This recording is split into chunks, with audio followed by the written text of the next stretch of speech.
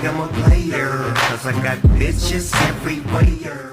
Here we go. This is going to be the Premier League predictions for the 23-24 season. Right. We going in. All right. So first up, we start at the top. All right. What night? We're gonna start at the top. Yeah. Champions. Who's winning the Premier League this year?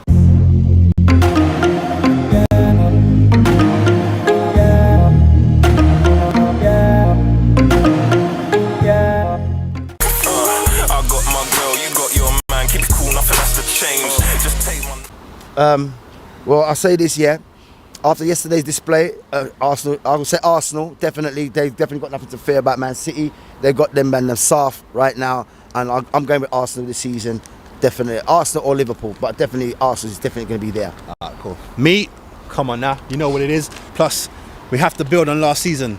My prediction for us personally is I want top 2 and a cup. That's minimum. Top 2 and a cup, and you know when I say cup, that's FA Cup and League Cup. We're not going to disrespect, I said this before, we're not going to disrespect the Champions League and call it a cup game, even though it is. You underdig me? Even though it is, but it's a little bigger, innit? It's a little bigger, but minimum top 2 and a cup for Arsenal. All right, next up is top 4, but just give me a 3 because you already picked your winner. So give me 2nd, 3rd, and 4th. 2nd, 3rd, and 4th. All right. In no merit of order, yeah. But with, no, you have to give me merit order. 2nd, 3rd, 4th. All right. Liverpool. Where? 2nd? Yeah. Wow, that's a big jump. Liverpool. From where they were last season? Yeah, Liverpool, definitely. Okay. Liverpool 2nd. Liverpool 2nd. Yeah. And I put Newcastle 3rd. Mm-hmm. And I got a surprise package. It's not going to be Chelsea, it's not going to be Man United. I wouldn't be surprised if it'd be Brighton or Crystal Palace. I won't be surprised. Wow, Fives, Crystal Palace, that's a big jump. Yeah. I wouldn't be surprised if one of those clubs. Okay. For me, game's changing, top 4, but top 3, I'm going to say, so it was Arsenal champions, I'm going to say City going to be 2nd, Newcastle 3rd, the 4th spot. Man United been buying, get me, they've been buying, Liverpool been buying, Chelsea been buying, but I don't think Chelsea and Liverpool are going to make that big of a jump from where they were. Very disappointing season for both of them. So 4th spot. All right, since you went on a long thing and said flipping Palace, I'm going to go out and at least put some European champions in there. West Ham, 4th spot, blood. Right. Says something, even though you lost Declan. Yes. All right. You got 2, you got back-to-back Rascal, silverware, him. You got back-to-back, Harry, how many you got? Back-to-back, blood. Harry, how much you got, bro? Got nothing. All right. Yeah, says something. Hold on a minute, I've got to find my list again. Sorry, guys. If Harry doesn't go, Song, I'm picking off. That's me. Someone's got to go. Some has to stay and someone has to go. Simple. And right back now, I'll keep Song. 100%. Yeah, of course. I'm keeping Song. All right, so this is for, we need one team for this one. Mm-hmm. Who's going to be the overachievers this year? Aston Villa. Nice call. Oh, but do you think they're going to be overachieving because they're doing well and it's on merit? Overachieving them. You think they're going to be overachieving? Yeah. Why you put them in the top 4? Because you put Palace ahead of them. Yeah, I put Palace ahead of them. Okay, Palace have got some you think ballers over there. You think Villa's going to overachieve? Yeah. Yeah, Villa, because they got physicality. They got a good manager at the helm. They do. And they was coming together good. Late down the season, that's really come good. Yeah, can't deny that. I mean? They were coming very good. Overachievers, I'm gonna go with. I put West Ham in top 4, so I think that's gonna be overachieving. So it's gonna be West Ham or Brighton. I think who's gonna be overachieving. But both of them got Europe this year. You know, it's gonna be sticky. Get me? Brighton. All right. Who's gonna be the underachievers this year? My team, Tottenham. You think you're gonna get relegated again? Yeah, I do. Straight. You think your manager's going to be the first manager sacked? All right, we'll get there. Don't even answer that question. That's a good one. Underachievers, even though I can't wait to see them. No, I'm not even going to go there because that'll be just rival talk for me. I'm going to say underachievers. I don't want to say Luton because if they stay, that'll be beautiful. If they go down, it's not shocking. You know what I'm saying? Who else came up with them? Burnley. Burnley came up with them. Underachieving. Underachieving. Everton. Yeah. You might be going down this season. You're lucky, blood. You might be going down this season. You're lucky. Because the next question is, Fives? Who's getting relegated? Give me 3 of them things. Ross, Clark. You're lucky. I should put you in that list too. Go on. Everton, you escaped by you escaped. Of course. Very much. Skin of the My teeth. team, if my team doesn't pull it together, we're out. I can see us going. Wow. I really can see us going. If £1 stadium don't belong in the championship. You can't have that. You have to do some corruption thing. What did I you say can't earlier? have that. What did I say? You might Let's just start paying refs, you might man. just sign Beyonce. You might just say sign Beyonce because I really got a gut feeling that we're not in Europe. It seems as though the club did not care. So if the club doesn't care, the players are not going to care. So yes, I believe that we are definitely a candidates for that. All right, one more. Tottenham, Everton, and who's in there? Who else is in there? I say Notts Forest. Ooh, that's a good call. I think Notts Forest. Okay, but I'm gonna say Luton's going back down. As much as I can't wait to see what they can do, but I think they're going back down. I don't think they can handle it. Who didn't 3 clubs come up? Is it Sheffield United? Sheffield United. Sheffield United going back down. They like doing that. Yo-yo club. They like doing that. Have a little win, come up, get beat, go back down. That's Sheffield United right now. It's a pay, yeah? Yeah, up and down, up and down. So yeah, who did I say? Sheffield United, Luton. So that's 2. I ain't gonna put all 3. I think Burley's going back down. Company know what he's doing. Of course he does. Company know what he's doing. So it's gonna be a shock. Yeah, man. Put Everton in there. Yeah, man. Everton, Luton, and Sheffield I United. said my club. Okay. My club, please prove me wrong. Yeah, because god damn it. Prove All right. me wrong. Even though the window hasn't closed so far to date, Yeah. best transfer for you to date so far. Who's come over? Are you thinking just your team personally, or No, you- I think everyone? about overall team. We made some good signings, and I think Newcastle's made out. They got key a couple- signings. got a couple They made man, a you couple know. key signings. Newcastle's. They made got a couple key man. signings, definitely. And I've seen. Can't remember the name, but they got a couple man. And I think Palace has signed up. One or 2 guys. 'Cause I think they're branching out. Palace. I just got a thing about for Palace. I think they can really do well this season. But in terms of signings, So far, just one. Who you think stands out? I think the Newcastle signings. They're the standout ones. They're the ones that's caught my eye for what they're doing over there. Okay. Signing for me. I haven't really been paying much attention to anyone, and no one's really made big, massive Splashes. Get me? We've done the 100 million thing. Get me with Rice and that, but I'm loving Timber. I'm loving Timber right now. He's looking good. Number 2. No, that's Sleeper. Timber's the new, the brother who said that she got mad in the match. The one whose boot came off and he didn't stop playing. Yeah. You just signed him. Yeah, we just got him. He come from Ajax. Bad man there. Oh God, You get me? That's it, mate. And- a couple of Ajax, it's done, isn't it? Who do you think is going to be the flop signing of the season Harry Kane, to wherever he goes? wherever he goes. You think? Because Wherever he everyone's goes. saying wherever he goes, they're going to win something. No, Like if he goes Bayern Munich, believe they're the going to hype. win. If he goes Man United, Don't they're believe- saying they're going to win. it's not because of him. It's not because of him. Man Well, United if he can win scores- the league. if he scores 30 goals. Ten Hag was almost close to grass. Did he not qualify Ten Hag? Is Yeah, he's in Europe. it what, Champions League Yeah. or Europa? Did they come third? I think they came third, didn't they? Champions Right, League. and Ten Hag was right down the bottom minute. Yeah. So the one thing they had to do, which hurt them, but they had to do it. But it was better for the long team, in the long run. It was getting rid of Ronaldo because after that they just went, they was just like firing all cylinders after Ronaldo had went. Yeah, I'm saying it's like a crowd was covering him. So man, Ten Hag could win without Harry Kane, Okay, cool. definitely. So you say Harry Kane will be the flop signing? He'll be the flop signing, and Neymar, Don't come to Arsenal, blood. I And heard he like Neymar. that. Don't come. and Neymar. Cause don't try that shit over here, cause that shit ain't running over here. Cause you're All gonna right. get it, billions. I said I wasn't gonna do it, but I'm gonna just have some fun with it. I'm poking. Rival talk. Think Madison's gonna flop, blood. I don't think he's what you guys needed. I don't think he's what We you needed a midfield, but not him. Yeah, you needed a midfielder, but not him. Just not him.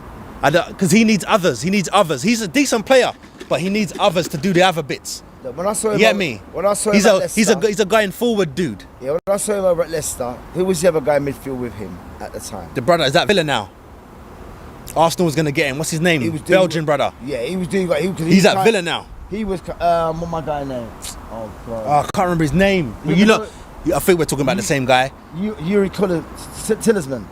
Tillsman. Yeah. But he's at Villa now. I forgot about that. He's from Belgium, isn't he? Yeah, he's at Villa now. But, is Wicked. he? Yeah, they bought him Man, go on. for Good free. buy. For free. Free? For free. Yeah, well done. Stay there. We wanted Arsenal wanted him at Tillsman time. good. Yeah, no, he's That's good. I said Villa, man. What's Villa? Yeah. No, you're Watch right. Villa. Yeah, watch Villa for real. Watch For real. Villa, man. All right. Off the top of your head, who will be player of the season for you? You can make it personal, or you can make it everyone, Right. or you can do both if you want. Player of the season, right? Young player of the season for me, like I said last year on bar level, I said Eze, innit? Yeah, I remember that. I think Eze might come again. You're going to be hungry. Then because the Palace eat them, I'm looking at for those two youths to really shine this season because both of them were sitting on the bench for each country. One was French, one was British. And when they was doing the international tournament, they both sat on the bench. They never got no play. Same. So I'm making these guys at Palace, those guys. Okay. Yeah, them two guys. I'm looking at Player of the season. Ooh, that's a hard one, man. Excuse me, before I go. He's probably gonna go. Oh, the next player will come from. He will definitely come from Newcastle United. Player There's of the some ballers over there, season. Really and truly, sometimes it doesn't always go this way, but whoever wins the title, I think they're gonna have someone who's been cooking up in it. Because how you win the title and someone wasn't consistent the whole way through. So I already said I think Arsenal was gonna win. So I think it's gonna be one of ours. But I'm gonna put a defender in there, Saliba, the Rolls Royce. Yeah, me. But there's all different ways to look at player this season, innit? He reminds me of man like Laurent and all them man them. Strong man there, blood. Man about the Collar Torres shit. All right, second to last one because it's not on the list, but I'm gonna throw it in there. Yeah. But as in the last one, I'm gonna throw in. But the last one on this list is Golden Boot. Who's that going to this year? All right. See how Haaland get handled in the community shield, blood. You think he's getting 50 again? He's not getting 50, nope. That's why I said maybe 40. He was but, body shot. But he ain't getting 50. He was a body shot. Yeah. He was a body shot. He shocked them. He shocked everyone. Yeah, When he come, no one was ready. Now that we've got game film on you, Now we ready. Now we know how to play you. Yeah. Now we see what you can do and where you like to move anywhere. Because if I'm a defender and I'm gonna meet you, how many competitions? Yeah. Me as a defender, I'm doing game film on you. Yeah. Of all your games from over Leicester Trust me. to where you are at Man Watch this City. season. They're gonna be on him. gonna be He on ain't gonna like it. He might even get a couple yellow cards because he ain't gonna like it. Well, we're gonna you gotta see retaliate. That. Yeah, I think he's gonna be shot. He won't be him. He won't be the top goal scorer. Go on, who you giving And it I think to? the top goal scorer will come from Newcastle because they got firepower over there. Newcastle's got firepower over there, and they're still signing firepower. Yeah, true. They do. They're not But playing see, over Newcastle. I'm looking at them kind of like Arsenal. They spread it around. They spread the goals around. Yeah, they do. It's not They like do. it's not They like a do. Harry Kane thing. Yes. You get me? That's true. Or a That's Haaland true. or a Haaland But thing. that's great. They can get goals from everywhere Yeah, across the pitch. I personally prefer that. I love that. And me. You get me? Because then everyone Wasn't Brazil like that? Because when you let one say that your goal scorer is injured, then what? You see what I'm saying? Was Brazil like that? 1970. Every guy can score. Everybody. Everybody can score. Everyone could do something. Right back, left back, down Everyone goal. could do Everybody something. can score. Right? That's what I want a team full of those. It's hard to pick. You get me? Really and truly, if I'm going off, If Almiron gets a good run, if I'm going Newcastle- off the numbers, it's between Haaland and Kane, isn't it? If Kane stays, Nah. because he gets 20, he gets at least 25 a season for us. You can't deny it. You can't deny it, innit? Some of them have been offside too. Alright, that- cool. which haven't But been called. They stayed, innit? They stayed. Yeah, So it is what they it is. stayed because they wanted to stay. So I think it's between right now, season Haaland, I'm putting Haaland season this hasn't started. It starts next week, but transfer window's over. I don't know who's moving where, but right now it's between Haaland and Kane for me, right? Yeah, you think so? Yeah, that's for me. I don't But know okay, about that. last one in this one. I don't know Last about one. Which manager is getting sacked first in the morning? You're getting sacked in the morning. Right, I need to see the managerial lineups now. Where's my phone? Well, just go. If you go for the team, and then I'll find the name. If we find the name out. all the teams. Who's where? Is Roy Hodgson still at Palace? Yeah, Roy's still there. Roy, Let's you're see getting if sacked. I You can might have to go.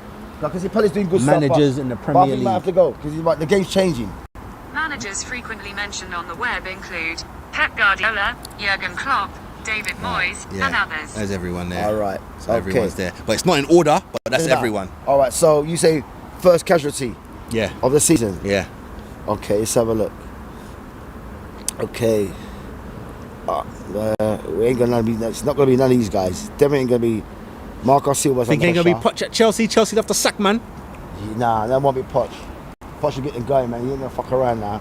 Think your guy's gonna stay? And Angie? Yeah, then Pep Guardiola, Moyes, Arteta. You know what?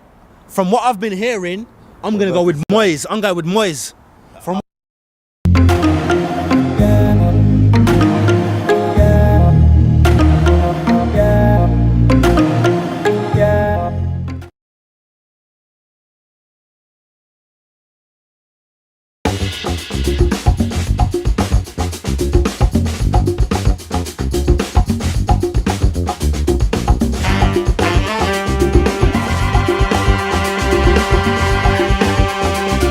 Say I'm a player, cause I got bitches everywhere.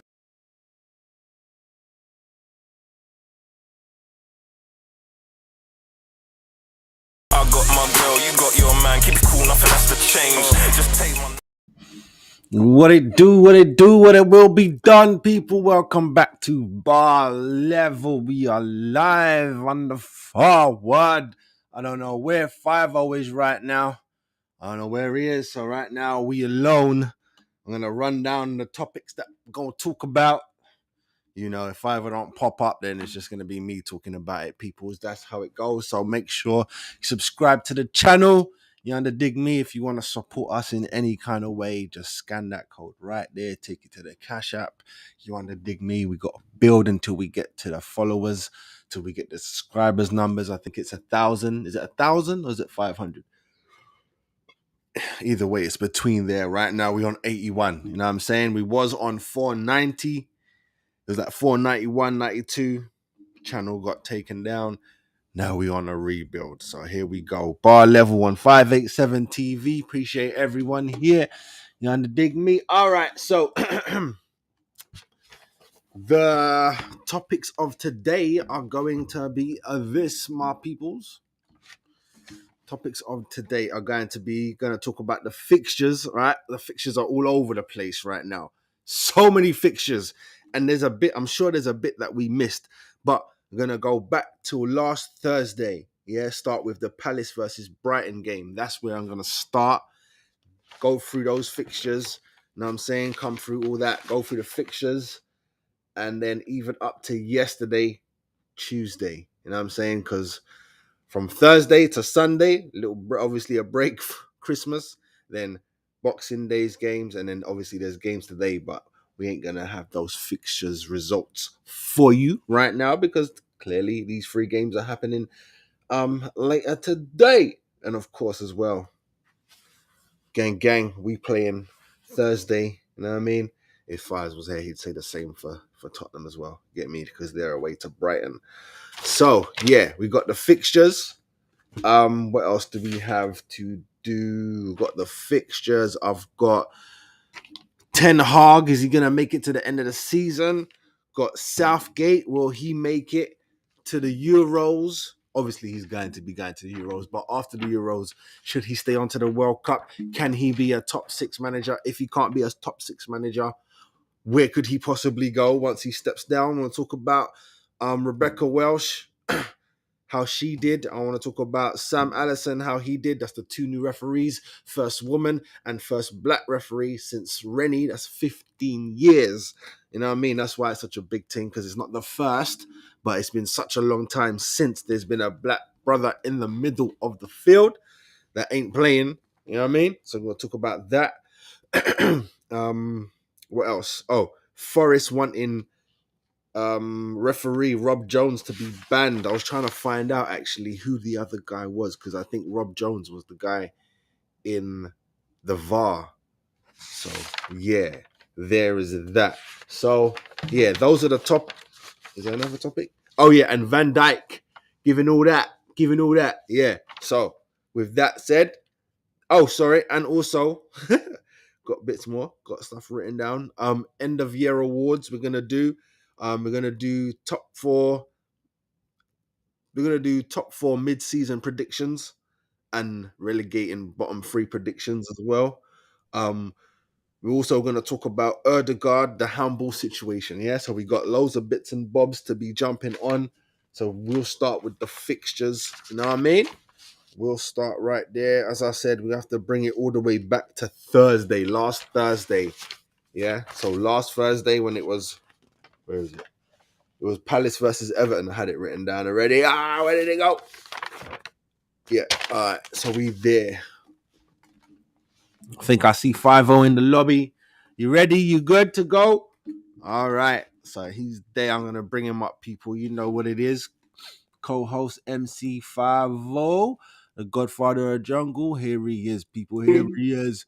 Blip, blip, blip, blip, blip, blip. Blah, blah. What's good, family? What's good? Going to bar level viewers. What's good, everyone? Good morning. Yes, with Grand Daya, rising. Well, good afternoon. live That's and for shine. sure. Live and shine, my brother. Mm. Get me. Finish all All our right. fresh. Feel great. Good, good, I good. mean, Nice Christmas. Get me. Let's have a quick little pre-lunch. Little I macaroni. had mice, bro. Get me. I had to go to the airport, pick up my daughter. Seen. Oh, it's horrible, bro. Still in the zone. Yeah, I had to, when I went to the bank, this is horrible out there. I was so glad to just come home quick. Brother. I mean, I tell you, King, it was horrible out there, fam. All right, we've got a lot to deal with, so let's fly through. We got to get into these fixtures. So we got to go all the way back to last Thursday. Wow. That's how you know these fixtures are coming and they're not messing around. And we even got games today and tomorrow that we're going to have to deal with next Wednesday. Oh, yeah. What's today's Wednesday, right? Oh, yeah. Today's Wednesday. Yeah. So there's a lot. Hold on, games today and games tomorrow. Yeah. And games at the weekend. Yes, sir. Brother, they better be Iron Men out here, bro. Don't stop, lad. Got to rotate. But all right, so let's go back to last Thursday. Last Thursday, Palace versus Brighton. You said 3-3 draw. I said 2-2 draw. It was a 1-1 draw. Yeah. Friday, that was the one game on Thursday. Friday, one game. Villa versus Sheffield United. You said 4-1 to Villa. I said 5-1 to Villa. It was a 1-1 draw, blood. Sheffield United hold them, blood. Crazy. All right, so then we go into the Saturday. That was West Ham versus Man United. You said 2-1 West Ham. I said 2-1 West Ham. It was 2-0 West Ham. So we missed that by one. Fulham versus Burnley. I know, man. Fulham versus Burnley. You said 3-1. I agreed. 3-1 to Fulham. It was 2-0 to Burnley. Say something. Luton versus Newcastle. You said 2-2 draw. I agreed. 2-2 draw. It was 1-0 to Luton. Man City versus Brentford. That was postponed. Forest versus Bournemouth. You said 3-1. You said 3-1 to Forest. I said 2-1 to Bournemouth. It was 3-2 to Bournemouth. Sorry. Spurs versus Everton. You said Everton 3, Spurs 1. I said 2-1 to Spurs. It was 2-1 to Spurs. So I get my point there. Liverpool versus Arsenal. You said 2-2 draw. I said 3-2 Arsenal. It was a 1-1 draw. So no one getting nothing there. Last game was Sunday. Wolves versus Chelsea. You said 3-2 to Wolves. I said 2-1 to Chelsea. It was 2-1 to Wolves. God damn it. All right. Christmas. So Boxing Day. We only got these 4. Is it these 4? No, 5 games that we saw yesterday, really. So it's Newcastle versus Forest. You said 4-1 to Newcastle. I said 3-1 to Newcastle. It was 3-1 to Nottingham Forest. Put some respect on their name. Bournemouth versus Fulham.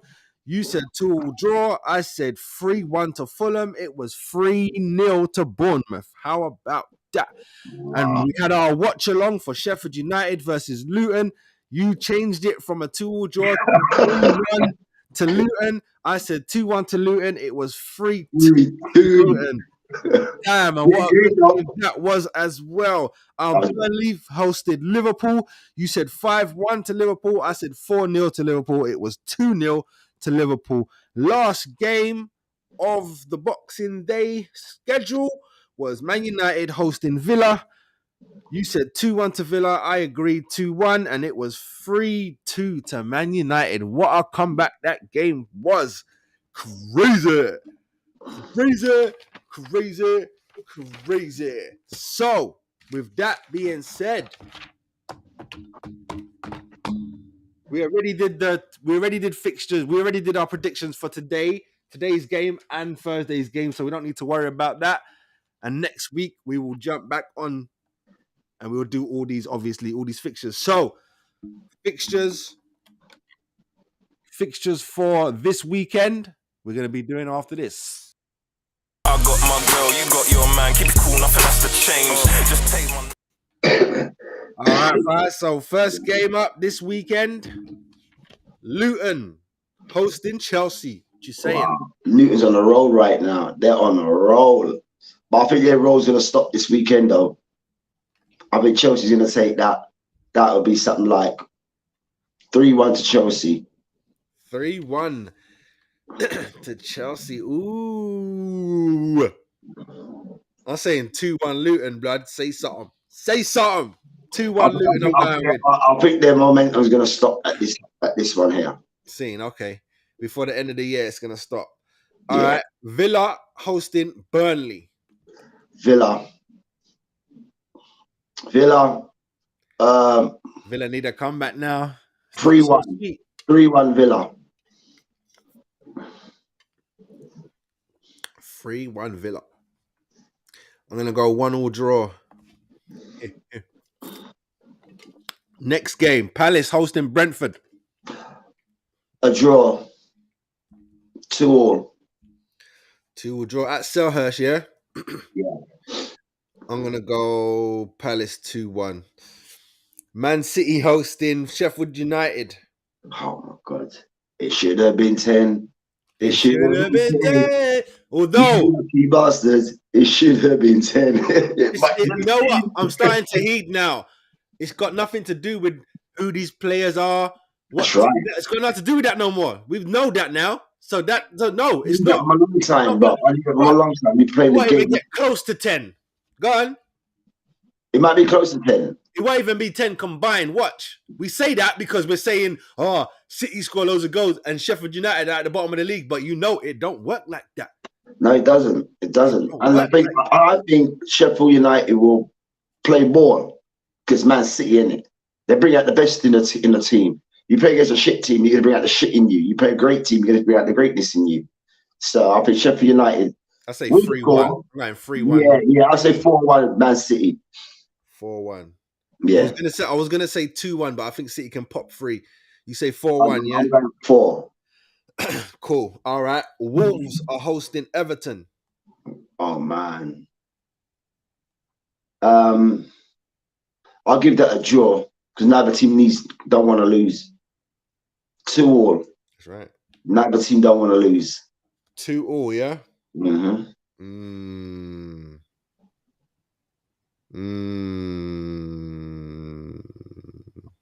They're both fighters and they've both been fighting lately. I agree, 2-2. I don't think they're going to give up. I think it's going to be a little war right there. End-to-end stuff. And we need some Allison officiating that game with his team. All right. Forest hosting Man United. Wow. Yeah. Well, Man, you can't score for shit. That's for sure. Even though they just scored 3.5. And I say I'm gonna go with Forest because they got speed demons on their team. They got a track team out there like what Luton put out. I'm gonna go with Forest. Forest will get something. Something might get hiding, but they're gonna get something. But Nuno Espirito, he's a good manager, and as I said before, when a new manager or coach comes in, I wouldn't say expectations, but a zeal gets into the players. Like, man, everyone's got to prove their point. Everyone's playing for their position. And I think it's so continue. I think I'm going to go with Forest. I'll say Forest be 2-1. 2-1 Forest. Yeah, man, you can't score for shit. I ain't mad at that. I'm going to say 2-2 draw again. 2-2 draw. All right, Sunday. Fulham hosts Arsenal. Wow. Boy, where are you man are going on? Like, you're not taking no prisoners. You man are not taking no prisoners out here, bro. Boy, it's the only way. You man are not taking no prisoners, bro. Yeah, no hostage situation. It's a straight at kill. Yeah, kill shot you man are on. Arsenal versus Fulham. I'll give you guys a 2-0 victory. Clean sheet. 2-0, he says. Yeah. I'm going to go 3-1. Just 3-1. I'd always go 3-1. Bloody hell. 3-1 anyway. I'm going with that. All right. There we go. Spurs hosting Bournemouth. Fucking hell. Solanke's on form, man. Solanke's banging active for the first time, and he's Yeah, on I heard you man are looking at him as well. Yeah. He's on a proper run right now, Solanke, boy. Right, and right about now, there's a couple of men I don't trust in my team anyway. I said it to you A before. couple. I said before, yeah. I'm sticking with it. I am not confident about this period. I said it from the outset. I'll still stand by it, even though we got a little 2-0. I'm not impressed, bro. I'm just not impressed. How about your fourth? Fourth is not top. Fourth is just fourth. It ain't the top.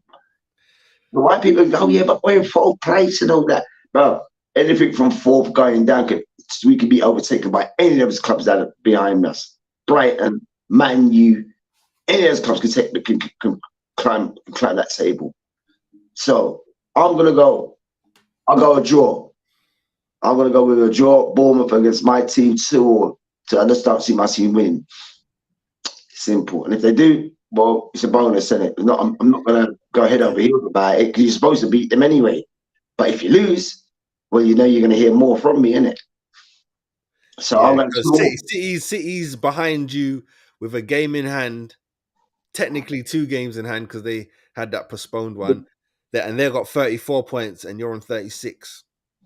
Well, we know Man City's definitely going to be capitalising on that. 100%. So what did you say? Score draw? You say 2-2? Yeah, 2-2. Yeah, man, because Select is going to score. And they've got Clivert. When they bring a little junior Clivert on there, then that's it. He'll get one. I'll say 3-2 Tottenham. 3-2 you, man. You get me? That high line, mate. But I keep saying, high line, you can play that in Dundee and it's Sterling Albion and Aberdeen. You can play that stuff up there. That's Sunday. Monday night under the lights. Anfield, Newcastle. Travel down there. So we're Anfield. In bad form. They're in a bad way. They picked up another injury just the other day as well. They're in bad shape right now. Newcastle getting slaughtered right about now. I don't know what's going to Eddie Howe right now. It must be Howe. Yeah. Right about now. Right now they're going to get spanked. Sorry, Newcastle. I love you guys, but you're going to get spanked. I'll call it 3-1. 3-1 Liverpool. Yeah, same thing. 3-1. Might shut you get a fourth because any man. Yeah, exactly. All right, last game on the Tuesday. I don't know if that's night or not, but Tuesday, West Ham hosting Brighton. That's a draw. I'm taking it as a draw. I'll go as far as say 2-2. 2-2. Yeah. 2-2. I'll say 2. I'm gonna say 2-1 West Ham. That's what I'm going with. 2-2. Cheeky. All right, we're gonna get into our first topic, which is about the new ref. So we'll be right back. Think I'm a player, 'cause I got bitches everywhere. All right, people. So there we go, right there on your screen. You see it, Sam Allison and Rebecca Welsh. I can't see them. Don't worry, it's on the screen. I'll just put their pictures up. It's nothing that you need to worry about. Sam is up there and Rebecca's up there. Rebecca's the first woman to be in the middle in the Premier League, and Sam is the first black man in 15 years since Rennie. It's been a minute, so he's not the first, but it's been a while, so it's been too long. So yes, we had to make noise. Too long. We did a watch along with it, and I think he had a great game. Great game. The only thing was that thing at the end. I didn't even realize I read it in the paper today. I didn't realize that when he walked over to the managers, it wasn't because they were running their mouth. It was because of the racism thing. I knew it was that. Someone said something to one of the players, so he went over there, spoke to the player, spoke to the 2 managers. Like he followed protocol like a G. Bam, went straight back to the game. No problems. Everything's smooth. No, exactly. You leave the rest to the police and all that. Smooth, bruv. Smooth sailing. Smooth. That's what I'm talking about. You don't even know. I didn't even know that happened. You know what I'm saying? I'm there watching. Because it was Johnson in the corner of the subbing. He was in the corner with the ball, innit? Yeah. Players roughing him up and pulling his shirt and all the rest of it. So obviously he's got the ball and he's heard something whilst he's got the ball. And now probably the likelihood is, oh, you're black, so and so and so. Yeah. Or the N word. You know what I'm saying?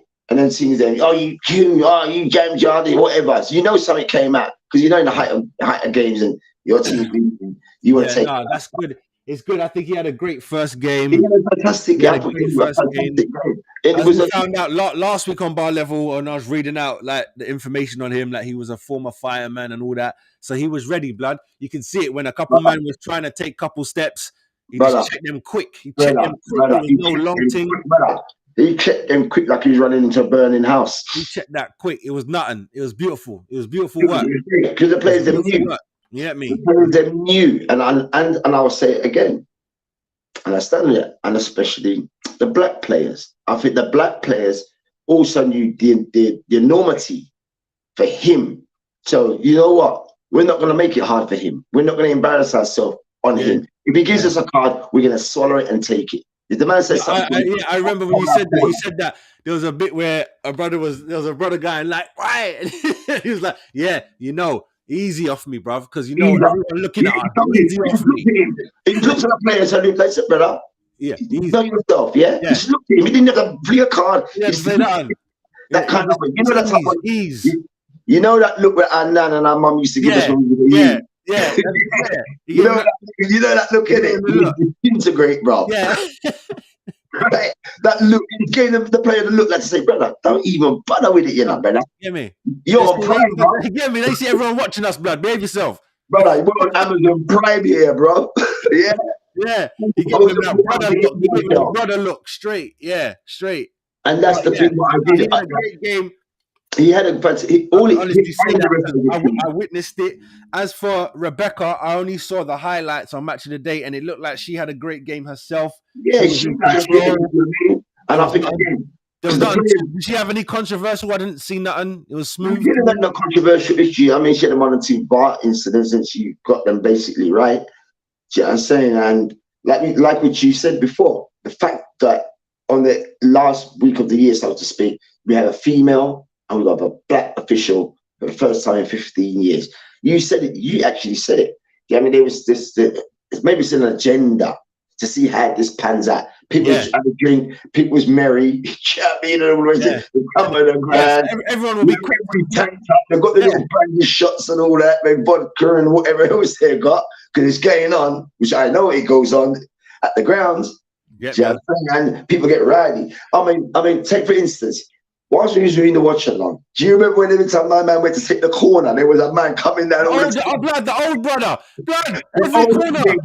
You remember the old know where he come from? It's not like he was sitting there. He cut to walk there.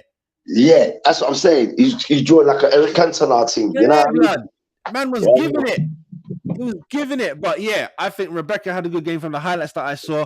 I think she smashed it. I see her in the WSL anyway, so I know that she's good. Watching Sam was the first time watching him because I don't really watch the championship like that. So it's literally the first time watching him, but Fives has seen him already do his thing. I've seen him in the championship. So he's already in the championship, and he was really doing well. The championship was really hard. Yeah, I mean, he done brilliant at the championship.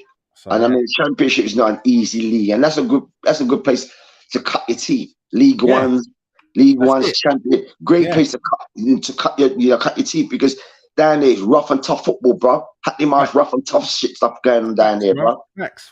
You know what I mean? So if he can handle that, he can definitely handle the Premiership. The Premiership is all a carpet, basically. Yeah. You know, and also, you said that Rebecca used VAR like twice or something. Yeah. I don't think Sam had to use it. I think they used it for like a couple bits like offside and that they were using it. I think both of them, both these new referees, they used VAR. They didn't have VAR use them. You see what I'm saying? It was their tool. You get me? You was bigging up a lot of Sam's play-ons. When he was letting the play on, he was play on. And he was right. He was letting the shit run. He made was right. Yeah, he was letting it run. Every goal did not require no VAR lookalike. He didn't even ask them. He tapped his headphones like this, and they probably, because they're saying something to him. Yeah. He's not using that. I don't care. Basically, I'll do that for the cameras to make it look, but I don't really give a shit. The goal stands. The goal stands. I know what I saw, bro. Like the man said, I'm a former baller. I played on these pitches, bro. I played on these pitches. So you can't tell me who's in VAR. Never. All you do is a computer analyst and analytics. You know nothing about the game. You never played on the pitch. Most of those VAR who are controlling VAR never lace a pair of boots up, put on a jock strap, or even put their foot on a football pitch. Facts. Yeah, that's those people. Yeah, those are those people like, oh, we're on a power trip. Yeah, you know, we got a bit of power. We can start dictating stuff and all the rest of it. Nah, bro. Don't. Yeah, that's So not. I believe that they need to start bringing a couple more because all the others are a joke, which leads me into my next topic, which is the Nottingham Forest game. Nottingham Forest want referee Rob Jones banned from all their games. We're going to get into it. Think I'm a player, cause I got bitches everywhere. All right, so Go ahead, sending bro. off to the second yellow card. The That's second yellow bullshit. card That was on this. bullshit. Yep. That was bollocks. That was bullshit. Forest have said That they was want bullshit. They want referee Rob Jones banned. Now, the guy, listen to me. 100%. Listen, the guy on the screen, I don't think that's Rob Jones. He's the guy that's on the field. I don't know what his name is. Rob Jones was on VAR. So I think Rob Jones is the person who said, yo, ref, that there is a foul. So give him another card. I don't think the ref on the field. I don't think the ref on the field was going to give the card. So It wasn't a foul. Yeah, That's because it was not a foul. No, I know that. You see it. You see the guy step on Bo. You see him step on him. He step on Bowley. So how can Bowley get sent off for That's getting right. stepped The on? guy steps on him. He made the challenge. Bowley made the challenge. He won the ball. And the player stamped on his Achilles, stamped on his ankle, on his Achilles, Yeah, and I fell over. don't see where the problem is. Now, here's my questions is this is we know Bowley was stepped on, so he got sent off, which led to a 3-2 defeat, right? He got stepped on. Should VAR be blamed? Because The people who control VAR. this is what I'm saying. I'm confused because they're The saying people who control VAR, because remember, the referee officially was not going to give him a card. or maybe Rob Jones is the referee on the field and VAR didn't cut in to say, no, you're wrong. I think that's what happened. I think the referee on the field. He was wrong because it wasn't a foul. Yeah, no, we know that. So hold that, forget that. The referee on the field is the person who said it's a foul. And the reason why VAR didn't come back and say, yo, you made a mistake is because it's 2 yellow cards. VAR can only get involved if it's a red card. That's where it is. But I think that's a stupid rule. They need to get involved in everything. This is my point. I keep saying this all the time.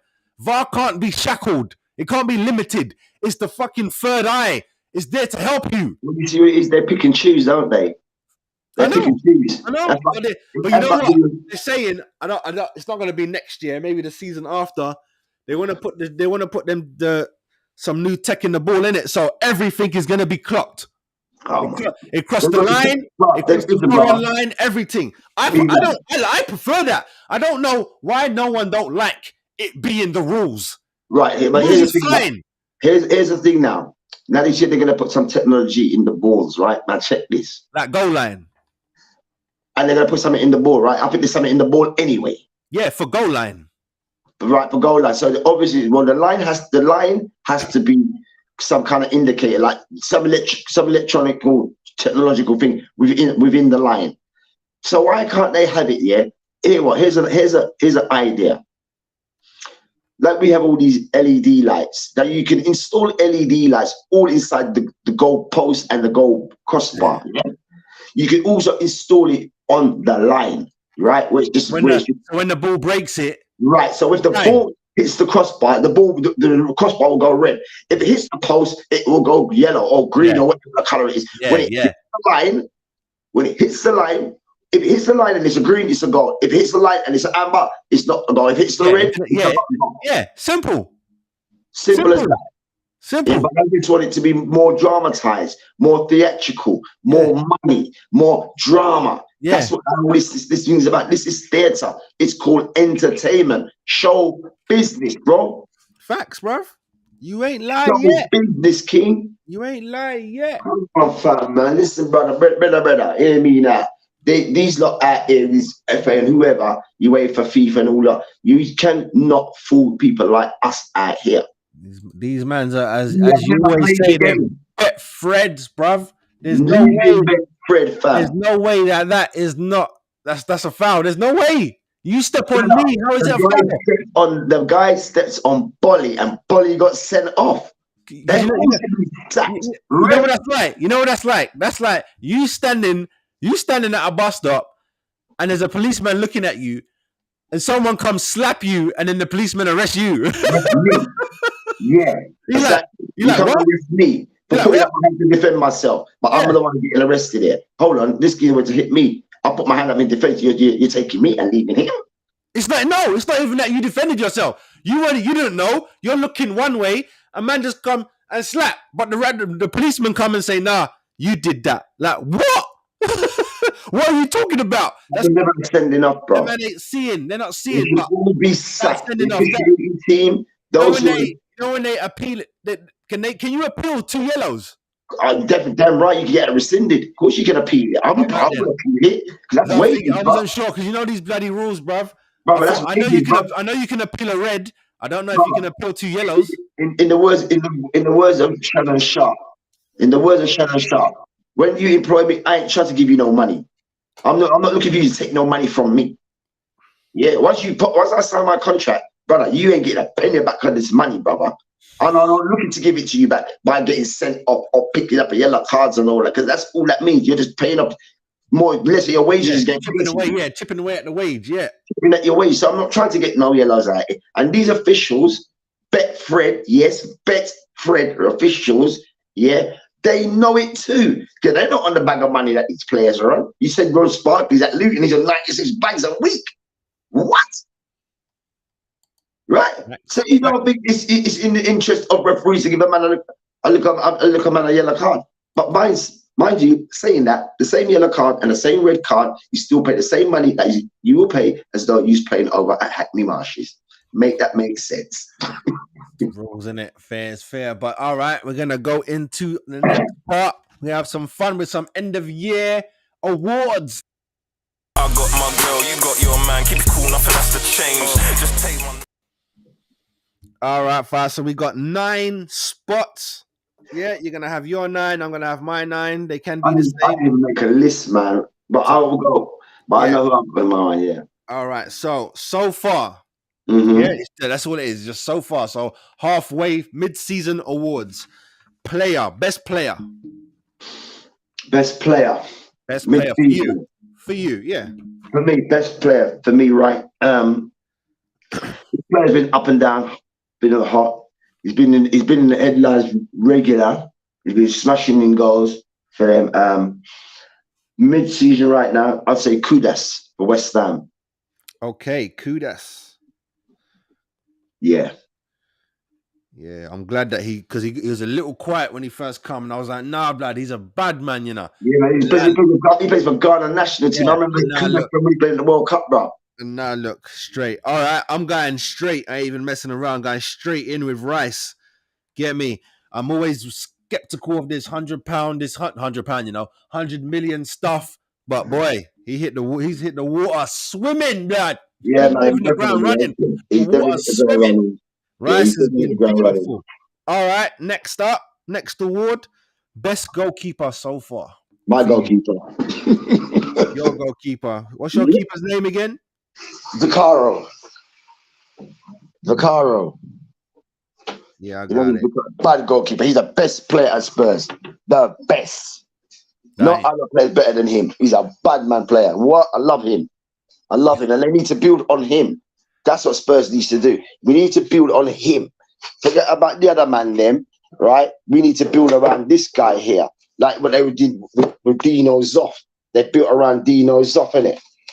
They built around Dino Zoff, and and that's what the Italians do. They build around their goalkeepers. They built around Buffon. You know what I'm saying? They built a team around Buffon, and then man was loyal to the core. You know what I mean? They built a team around him. You know what I'm saying? Like Bayern Munich will build a team around Manuel Neuer. Yeah, no, you're right. I'm going with him as well. Your goalkeeper.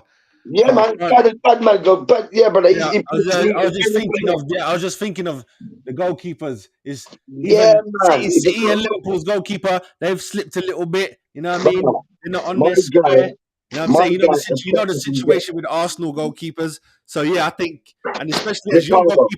your goalkeeper come out of nowhere, blood. I don't even know where they find that you. Brother, I don't know where they found this brother, but my good God, I'm glad they did. Because right about now, I'm seeing us play, and I'm telling you, we should have had a slaughterhouse on us. He kept us in games, that goalie. Yeah, The Ricardo kept us in some big games, bro. Some magnificent saves. I'm like, yo, where does you come from? And I'm glad Loris is gone. I was about to He should, say, he should have Lawrence got who shot. blood? He should have been Lawrence well who shot. blood? He was terrible. He should have been well shot of after the World Cup. He done his stint. You got a World Cup medal. You're out, bro. Because if that was Real Madrid, you're gone. Right? You know what I was gonna say as well? Because I thought of him the other day. I was like, you know what? Who do you think is worse, him or Barthez? I rate Bartes better than him. Same. Because you know they both became calamity really after Yeah, winning the man. World Cup. I'd rate Bartes better. Same. But Bartes was theatrical, bit like Grobbler. See what I mean? But Oh, he you was think he was a putting good it on? I thought he was just like just messing up. He was a good goalie, Bartes. You know what I'm saying? But if you with Bartes, what messed up Bartes? His concentration, bruv. Yeah, that's what I'm saying. He went focused. You know what I mean? You're not fully 90 minutes in. Yeah. And plus the extra. You're lucky it's not now. He's calling a tournament. He's calling a tournament World Cup. But when it comes to 38 games in a year, you get sticky with him. Of course he gets sticky because he's not used to that. You know, some players don't show up for their ball club, but they'll show out for their country in the international. Yeah. I'll tell you, Peter Crouch is a prime example. Peter Crouch, every time he top up an English shirt, bang, bang, bang, bang. Yeah. Every time he put on an English shirt, Peter Crouch, he's got the best record, as a matter of fact. Yeah, I remember when he was 20 for 20 at one time, boy. 20 for 20. Every time he put on a shirt, you know, brother. He was 20 for 20, boy. All right, cool. Next award, best manager, mid-season. Mid-season, I will go with two managers right now. Two managers I will go with. Mikel Arteta and Emery at Villa. Yeah, those two guys. Yeah. If I take my Arsenal hat off, yeah, I'll get it to Emery myself. Emery and Arteta, definitely, because Arteta, even though he was in the hot seat, he's been in the hot seat, not as such, but you had to give him time to get his team right. And now he's got the vision of the team that he sees. He's got them out there, and they're doing what he says. Yeah, man, these are my guys. They're doing how we need to win shit. Yeah, this is what I wanted now. How we know how to win it now. Now we're here. We're not even playing. We're taking everyone to slew. Everyone's getting slew. We don't care what your name is. Look at that to Liverpool. Look at that to Liverpool. Liverpool's brother. Liverpool were balling, crying, begging all the Betfred ref. Right? Arsenal were having none of it. We don't care about you. Bang, there you go. Have that. Right? Come on, lads. Let's get back. When my man scored the goal, the pre-celebration. Look, come on, lads. We ain't done yet. Just get up. I love the attitude, brother. Let's not get too high right now. Yeah, that's right. Let's not get too high, bro. This is Anfield, yeah. So let's score the goal. Little silly, get back to the set and switch on again. Yeah. Still 0-0, yeah. Straight. This is Anfield, bro. Straight. All right, here's one for you. Award for the best moment so far. Best moment in football this season. Garnacho. What, the overhead? The overhead. The overhead. All right, cool. The overhead kick. Overhead. I'm gonna go with Arteta's rant, blood. I think Arteta's rant got Rebecca and Sam have got work for them. You get me? You have to spend for them, man. The other moment I want to put in there as well was that goal my man scored against us from Wolves. Oh my god, that goal was sick, bro. The Chinese brother. Who? No, Brazilian brother. The Wolverhampton Wanderers. The forward. What's his name? Chunk. I can't remember. It's not the Korean guy, Asian guy. He's Spanish. He took the ball. The way he controlled it, 1 foot, 2 foot, bam in the back of the net. That You're was taking a moment against yourself, man. that You was make me a sick laugh, you one. know. I was like, yo, that had me at my seat. Right. Like, what? I'm gonna put Man United overhead and Wolves goal. Wolverhampton against Yeah, Spurs. Wolves goal versus Spurs. Cool. Okay. All right. Next award. Yeah. One to watch. Who's that player to watch for the rest of the season? Who you watching? Who am I watching? Who am I watching? I'm gonna say a few names that I can think of.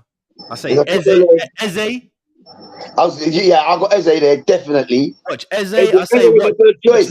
watch Leon Bailey. You Fireman Bailey. How you mean? Fireman Bailey. How you mean, man?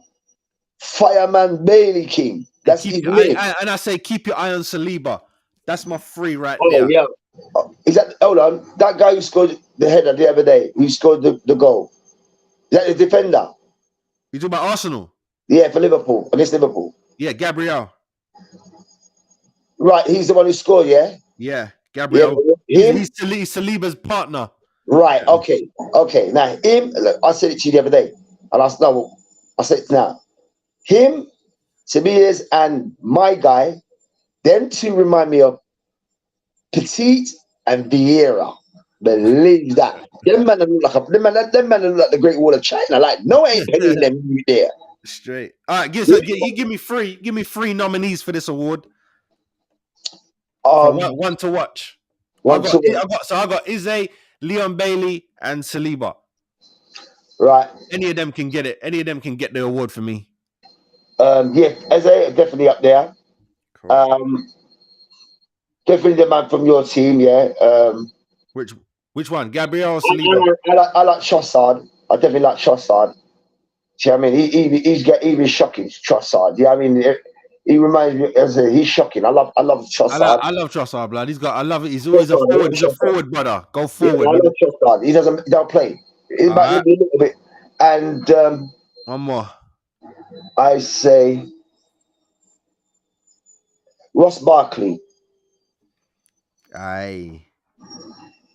Ross Barkley for Luton Town. Yeah. All right. So I've written this down, and as I write it down, I know you. So let me say it first. So OAP, aka MPT. Who we looking at? Silva, like who we looking at? There's some man out there, blood, still kicking ball at 40. He should be looking at. It don't have to be 40, you know what I mean? It could be 32. Who the ones with the experience, but you keep your eye on them same way. Ross Barkley I just mentioned. I was about to say, Ross Barkley just mentioned, but you can go higher than that. Silva's 40, bruv. Who else is out there? Wait, Bernardo Silva? Nah, Chelsea. Silva at Chelsea?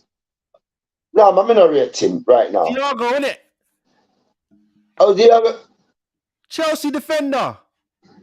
Oh, right. Thiago Silva. Yeah. Oh, Thiago Silva. So he's 40. He's my age.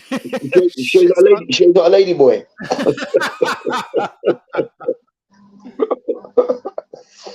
Thiago Silva, yeah, I could look at him because he's got there and he's keeping them Chelsea lot without money together.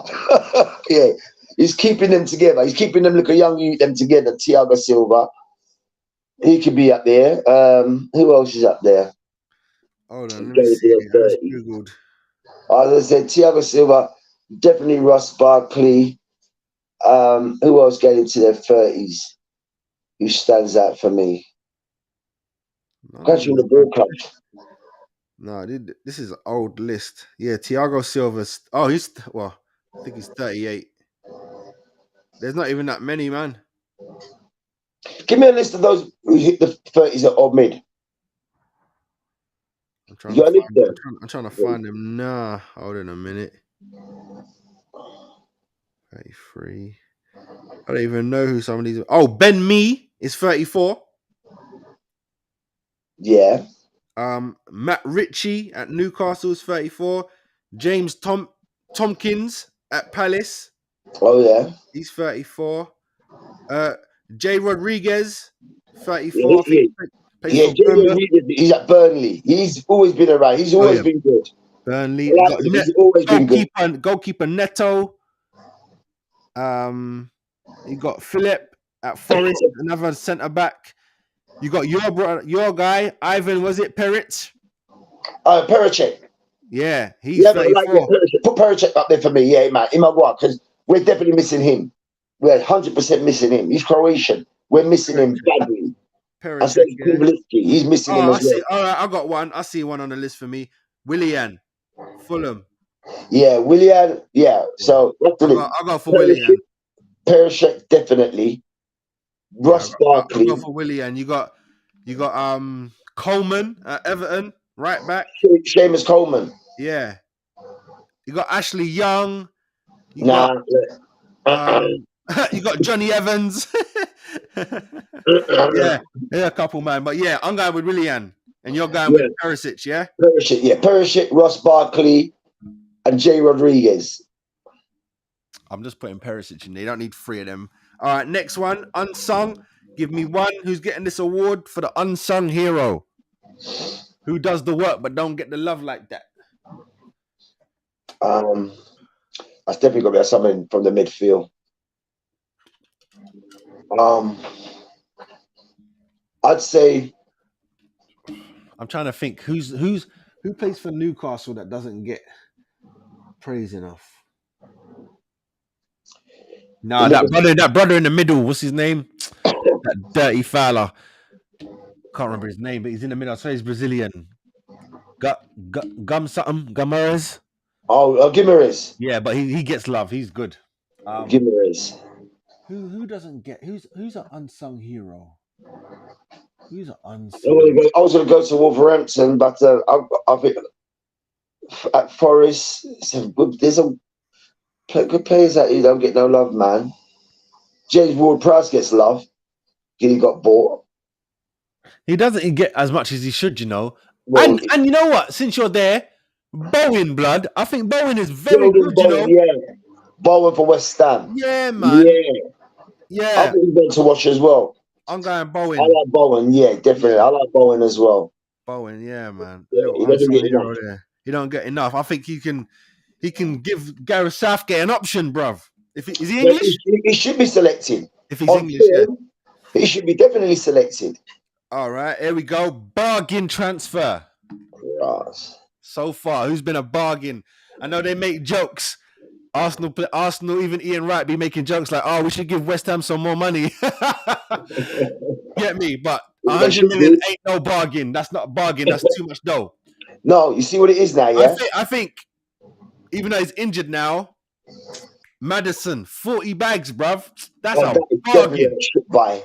Sorry. What? That was a good buy, but he does turn it on in games. But we can see that he is missing. He's fragile. I'll give you that. That's why he's out now. He's fragile, but blood, he can play, bruv. And he changed you lot's mood. I think that was a deal. 40 mil. You man paid 60 for Richarlison, bruv. Now that's a shit buy. That's the shittiest buy of the season. Yeah, that was last season, isn't it? In floppo. That's why there's no Spurs man on my list there. You don't know what to start. Well, you got Perisic as MPT. Yeah, he's injured. I love Perisic. And Perisic brings balance to the team, and they play better when him and Kulusevski played great together. Oh, no. Kulusevski's not even playing the ball. He's supposed to play when Perisic is there, bro. Not you play the type of ball because Kulusevski's better than that, much better than that. But he ain't got Perisic. He's he's the man he's the organizer. He's the man with imagination and creativity. All right then. Villa bought Bailey for 40. That's a bargain. From where? From Jamaica. Nah, man. He must have been playing in Germany or something. That's a good buy. Yeah, I know. That's what I'm saying. 40 mil. Hey man, that's cheap. That's cheap. And then you get and the Leverkusen. Bayer Leverkusen. I was in Germany. Yeah. Bayer Leverkusen. 40 mil, that's a bargain right there. That's my one. Leon Bailey. Yeah, but Bayer Leverkusen is like a feeder club like Southampton. Do you know that, right? That's what Leverkusen are like. They've had some great players over there too, you know. I know. I think, That's what I'm saying. I think people played over there. They When stay for a while, but then they bounce. But yeah. Robert Lewandowski played for them one time. See? So who Yeah. you got? Who's your transfer so far? Transfer, right? Bargain as well. I'm trying. Who the fuck's been a bargain and come out and shot? Man United bought Mason Mount for 40. He's shit. Or 50. That guy's shit. I know. I don't know why everyone was hyping, blood. I didn't even rate him at Chelsea. Exactly. Best Buy. I think. How much did the West Ham's packet? Was it Paqueta at West Ham? When did he come? Say what? What season did he come? Who that? Paqueta for West Ham. Not this season. It weren't this season. They weren't. Yeah, it weren't. All right, I will go.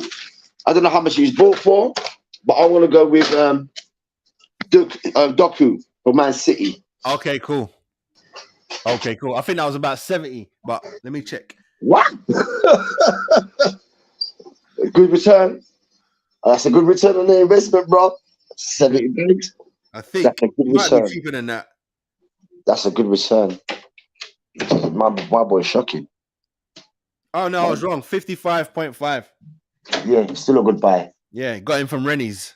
Rennes in France. Not too bad. That's a good buy. We got That's a YT good in the building. YT said his is Ross Barkley. What did YT say? He said his pick is Ross Barkley. I What think did that's, he say? I think that's been a transfer bargain. Yeah, Ross Barkley, but at 96 bags a week? Oh my God, that's not cheap, bro. All right, last one. Oh, it was a free transfer. That's why. Barkley. Barkley to free transfer. That's not too shabby, That's is why it? he gets 96 bags. That's why you get the 96 bags. Great move, Barkley. Well done, Crazy. All Barkley. right, last one, last award. Shock of the year. So you can do what you want. That can go to an individual or a team. What's been the shock of the year? The Betfred refs with their shocking decisions. It's all on the Betfred ref. The game with Liverpool against Usla. Liverpool against Usla. Not Newcastle against Usla. Some horrible, shabby decisions. Man United against Wolves. It's been terrible. Yeah. It's done on the Betfred refs. That's it. All of them. All of them. Refs. Get me crazy. Yeah, Betfred refs. Shock of the year. YT says Aston Villa's his shock of the year. I think that's what he meant. Shock of the year goes to them. So if we quickly run down that again, best player, fives, you got Kudus. I got Rice. Best goalkeeper, we got what's his name? Vicario, Tottenham goalkeeper. Vicario, yeah, definitely. Yeah, Vicario, we both agreed on that. Oh, let me take that off the screen. We both agreed on that. Best manager, you split it between Emery and Arteta. I gave it to Emery so far, halfway through the season. Best moment, you said the overhead kick and the goal from Wolves versus Spurs. I said Arteta's rant has been it so far for me. Get me, keep that in there. One to watch, our three nominees. You said Ize, Trossard, and Ross Barkley. I said Ize, Leon Bailey, and Saliba. OAP, aka MPT. You got what's his name? Parachik. You got Parachik. I got Willian. Unsung hero. We both picked West Ham's Bowen. And bargain transfer, I picked Leon Bailey at 40 million. And you got Daku at 55.5 million. And shock of the year, all Betfred refs. I'm gonna say. So you five says Betfred. Refs. All of them. Betfred refs, all of them, except for Rebecca and Sam. They don't count in this one. They're not in this one now. Get They me. don't roll out of this. My pick for shock of the year, which is going to lead us into our next conversation. So my shock of the year is, how the hell was Erdegaard not given a handball? I got my girl, you got your man. Keep it cool, nothing has to change. Just take my. Erdegaard, my captain. I can't say nothing. But what I will say is, thank you, rules. God damn it. Thank you for accepting a slip. Because if they didn't accept a slip, it was handball all day long. Yeah. There's no argument. There's no one with eyes can say his hand didn't hit the ball, right? Even after the game, they asked Saliba, was that a handball? Was that a penalty? He said, yeah, that's a penalty. That's handball. But I'm not the ref. Exactly. I love that. Exactly. I love that answer. That's the truth. And great answer. Don't blame us. And what did I say, Fives? From when Newcastle bumped us, I hate to say it's Newcastle, it's not Newcastle. From when the referees, the Betfred referees, bumped us at the Newcastle game, I said, this is going to come round. And what's happened so far between those two teams? Newcastle get kicked out Champions League. They're losing all the time now. Injuries are stacking up, and we are building up slowly. Now we're getting little choices, little decisions are going our way. Don't cheat us. Just let us play the game. Keep saying it. But I have to say, my captain, whew, we got away with one there. We got away with one there because trust me, if that happened to a Liverpool player, I would have been screaming at the television. Yeah, man. That was mad. Because the man went handball, all Salah, all of them jumped up. I do have to, because he damn near bounced it, bruv. He damn near double dribbled. But I'm glad that because it was VAR. VAR was like, nah, he slipped. I think the two things was he slipped and he was trying to bring his hand. He was trying to bring his hand to his body. That's right. He's trying to take his hand away from his body. That's exactly right. But the rule was going in between his hand and his body, so you can't do that. But then, you know what I mean? As a gooner, I've got no. There's nothing I can say. That's clear handball all day long. It's just the rules, baby. It's just the rules. It's not the rules. It's who's implementing them and who's upholding them. The Betfred refs. The rules are there, but it's just the Betfred refs. Yeah. That's what it is. Yeah, that Betfred Reds. Because I say it was a yellow. You know, I say definitely handball penalty. Because if that happened to me, handball penalty. But as I stated, they VAR taking in. He took in the slip and he's trying to bring his hand to his body because if it's out, you lot say it's abnormal. What's the word? Is it abnormal? It's not unnatural. Right now, this is unnatural. What my arm is doing is unnatural. What are you talking about, brother? It's called contortion, bro. Gymnasts do. This is unnatural. This is unnatural. Then what they need to do is change the stupid wording.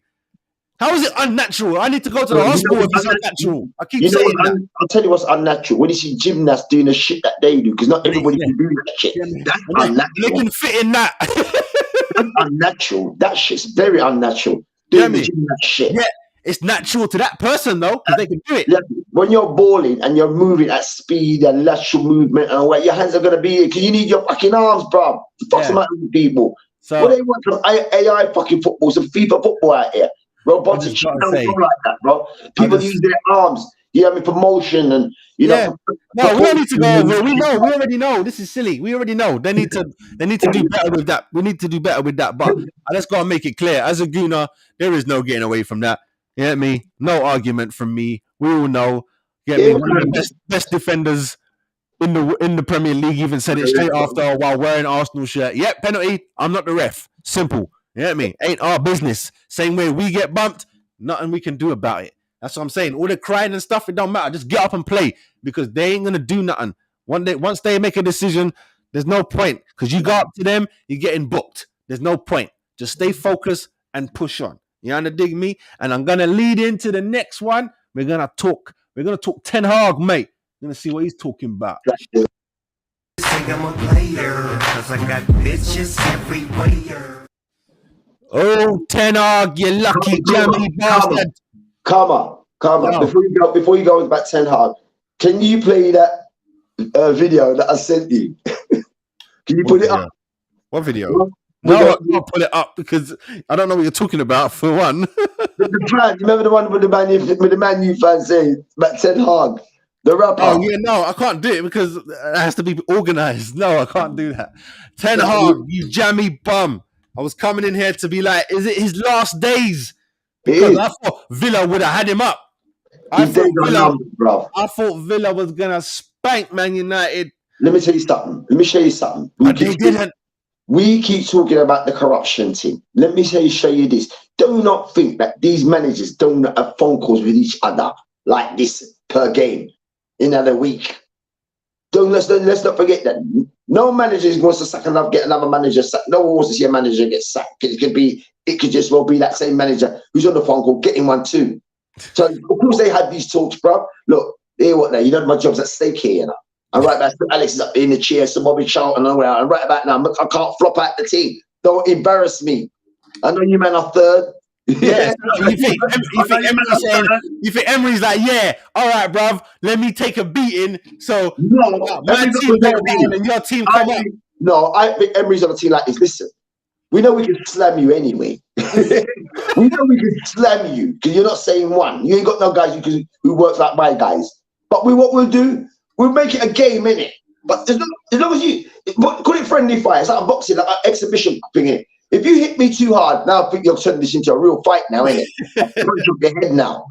Yeah, we're sparring, but we're gonna take it light. But if you hit me in a place of my body and you hit me hard with some palm, like, yo, what was your exhibition? All right, and watch this, bam. So it's the same. I would say it's the same principle. They had these calls. These managers had these calls, bro. These are the types of stuff that should be investigated, bro. Managers having calls like, look, yo, you know I'm at the bottom of the table, but right back now, I can say, boy, I'm business about you down there because I could be me too. Exactly. I can't help you, bro. I can't help you if you don't help yourself. All right, so look, so what? All right, so before this Villa win, I big them up for the comeback. There was a good comeback. They were down by 2. They came back 3. That is a good comeback. No, Villa. My man got his first Premier League goal. My man got his first Premier League goal that he needed because he was scoring in the Champions League, but not in the Premier League. What's his name? You know, the Haaland lookalike. Good for Man U. Yeah, the Haaland. They got their own Haaland, didn't it? I can't remember his name. Oh yes, I know you're talking about. Yeah, I know you're talking about. Right. So tell me, in your opinion, where does bad form come from? Is it Ten Hag? Is it the players? Is it the owners not fixing up, giving Ten Hag some more money? I think it's an amalgamation of a number of things. I think it's an amalgamation of a lot of things. Ever since Sir Alex stepped down, they all are. They know that the benchmark is Sir Alex, isn't it? You're never gonna. That's what it is. None of them are past Sir Alex, but they all try to follow in the steps of him. Everyone is trying to be Sir Alex. You're not Sir Alex. You are who you are. Yeah, make your own way. You can't be talking about, boy, you want to start winning trebles like thing. You ain't got the players that he had, and not only the players, it was Sir Alex himself. How he instilled the discipline, the obedience. Brother, my man was turning up at the weekend at man's houses at their yard of our party. Yo, this thing lock half. In your own social personal life. In your own social personal life. Come up at the weekend, big dance like you. Oh, what that man I do, yes, sir? On Friday night, come out of here, sir. All you get come out of in there. Furthermore, you got to see at training tomorrow. That type of stuff. You know what I mean? But he's coming, that's what I'm saying. Because Alex was in the social, personal lives of these players. Yeah. Told them players to get married. Have their girl get married. You could not be a Manchester United player and not be married, bro. That's how he ran it. That's how he ran it. That's why when Dwight, you will start fuck out and then to get out him. Yeah, the man I start put on the team. No, man, we can't have this team at Man U. There's a standard and a prestige about here, right? And when people go wear a Manchester United shirt or you're working with them within the capacity of Man United, you have to know what this means. This is, oh yeah, I'm what Man United, and yeah, it's all good. And bro, you got your graph over there, bro. Don't just think you got on a shirt. That's it. It don't mean that, bro. You have to earn the right for that to be recognised as a legend over at Old Trafford, bro. In any capacity, you can be the cleaner. You can be like giving out the tickets. You can be like serving the burgers. You know what I mean? True. So, True. You know what I'm saying? That, and that's what they had at Man U. Now, I just think it's just too. So I think people underestimate the job that is Man United. They think, oh yeah, I got big ideas. I can come and do it. Nah, bro. Brother, hear me now. They had Jose Mourinho over there. They had Louis Van Gaal over there. That's what I'm saying. Beer man over there. They had Bearman over there, blood. Don't forget Oli, Moyes. They had Bearman in between that as well. Okay. Hear me? That man soon catch you, man, up, blood. And no one can't get it right. No one's gonna get it right. And I think that because the fact that Sir Alex's presence is there, he's just watching it now. But he's on the board, isn't it? But this is Sir Alex watching. Listen, managers and players still call Sir Alex, yes, God, yes, boss. He's retired how long? Yeah. They still approach him and still address him as well. Yeah, man. They still address him as that. So you know how embedded that is. That's embedded in culture of Manchester United now. Yeah. You know what I mean? They're not going to say, Taylor, I'm not even sure the players are calling him Duff. You imagine people like Rashford who played for Fergie and then sitting there calling Ten Hag Gup or boss. It's not the same for him. It's not the same for me. I can't look at you and call you Gup or boss because you ain't no boss. I know what a real boss looks like, and I was working with one. Do you know what I mean, brother? So you have to look at those people. Look at Cristiano Ronaldo. Look at the great Ronaldo. Ronaldo, but foolishly, him come back to Man U. He should have never done it. He should have went to PSG. Should have never come back. Should have went to PSG. That's exactly where he went. So what you're playing with Messi? So damn what? Get on there, win the Champions League, get my money, and I'm out. I'll play team season with Mbappe and then man. Then we make a super team. It's just play people out. But Ronaldo made a great mistake by going back to Manchester United, which he should have never have done. Yeah, he did. So Ten Hag, who do you think should replace him? If you're gonna replace him, who do you think is gonna replace him? The man who I want him at Spurs. I want him at Spurs today, now. The man who I'm going to call up. The name I'm going to bring forward, I want him at Spurs today. Listen, Pokaluku, Pinocchio, whatever your name is, brother, your highlight shit can stay up Scotland, yeah? We're not playing it down here. But the man I would want... I just realized who you're talking about. You're funny. But no, I thought you was mentioning who you were talking about. All right, go on. The man who I want for my club first, I want him to be at my club first before I suggest him going to Manchester United, right, as a replacement. The man who I want, I'll tell you what, let's trade. Koska Kluger, whatever your name is, you can go to Man U because anyone can do the job over there. Well, not really get it right. And I want my man, Roberto Martinez. Oh, scene. Yeah, I don't think United would go for him. Anyway, right. Yeah. Listen, bro. They went for David Moyes. Yeah, that's because that's Scottish. That was Sir Alex making that move. They would have got Solskjaer. See, Sir Alex, he picked David. That's what I'm saying. Just because you're great, don't mean you know who's next. Exactly, brother. Get me? That's what I said. When Sir Alex said it, I was like, it's a bit strange. You mean to tell me you think some Everton guy who hasn't won nothing can come over here and do what you did? At least you won in Aberdeen. You won in Aberdeen. That's why they brought you here. He won at Aberdeen. Get me? And again, it stems from Aberdeen. But look, wait. I just said that, and you're like, yeah, Aberdeen. Big Ange won with Celtic. That's bigger. Bigger. Bro, it's not the same. It's not the fucking same, bro. Jock fucking Steen won with blood clot Celtic, bro. Jock fucking Steen, bro. Come on, bro. Come on, bro. Winning, he was shit, bro. The players were already there. The players won it. YT just said your expressions 2.0. Right, let's get this right, yeah? Right? He ain't won shit. The players won that. The players, bro. It's the same. Right. Hold on. It's the same. New England Patriots? Is it Belichick or was it Tom Brady? Now we get to find it's Tom Brady, isn't it? It's never him. It's always Tom Brady. It was always Tom Brady because he won without them. So we know it's Tom Brady. Before I switch it, Roberto Martinez would be my candidate over at Man U. Yeah, Whether they want to say that's if they need to replace him. yeah. I've never heard of him. You know what I mean? Oh, that's just brother. I don't give a shit, bro. Yeah, just like Koskalugu and all these guys, bro. Koskalugu. All right. Off them, now that I'm thinking about it, same questions about Chelsea and Poch because they're like, Poch gotta go. I'll have Poch. I'll take Poch. Send him back. Bring him. Come. I'll take Poch. I will take Poch. He's got unfinished business, bro. Yeah, he does. I'll take He's on the Poch. other side, man. He's on the other side. I'll take Poch in a hot minute because Levy know you fucked up. He knows you fucked up. Why can't Poch sort Chelsea out? Brother, we see what Chelsea looks like with money. Now we see what they look like without money. The way how they look without money was the same way how they started with Ken Bates. That's how they looked when they had Ken Bates.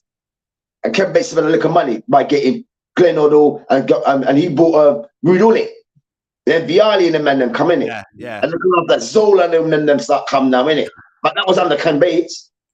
That's how they look like. That's how Chelsea looked like when they were under Ken Bates, bro. Now you are seeing it. No Abramovich, no money. No romance without no finance. Simple. And we see what Chelsea look like without money. Look what they look like. They're 10th on the they're in the relegation fight right now with Bournemouth and Brighton. Look with the 10 down. Even Brighton and Bournemouth are doing better than Chelsea with less resources than Chelsea ever had. They've had less resources. Chelsea had bare money. Look what they look like without it. True. I don't know what's going on with Chelsea. I think that's what happens when you try and throw too much money at something and now work. There's a science to this. You know what I mean? It's not all just money dash. You got to know what you're doing. Yeah, well, Wenger proved that. Right now, Chelsea's looking like what could happen? What could have happened to Real Madrid's Galacticos when you just try to throw money at it and you don't get the right ones like Real Madrid did? They got the right ones. You get me? But it didn't even last long. You get me? Because you can't have all those egos, all that great. That is too much. You got to know. Real Madrid were getting bankrupt, bruv. They was under legalities, bruv. They was all getting investigated, bruv. Embezzlement and money and all that. But listen, you see England's 1966 team. That's not all superstars in that team. No, not at all. That's like 3 superstars, you get me? And the rest of them, man, there are come to work. That's a football team. You get me? Yes, you can do the Real Madrid thing now and again.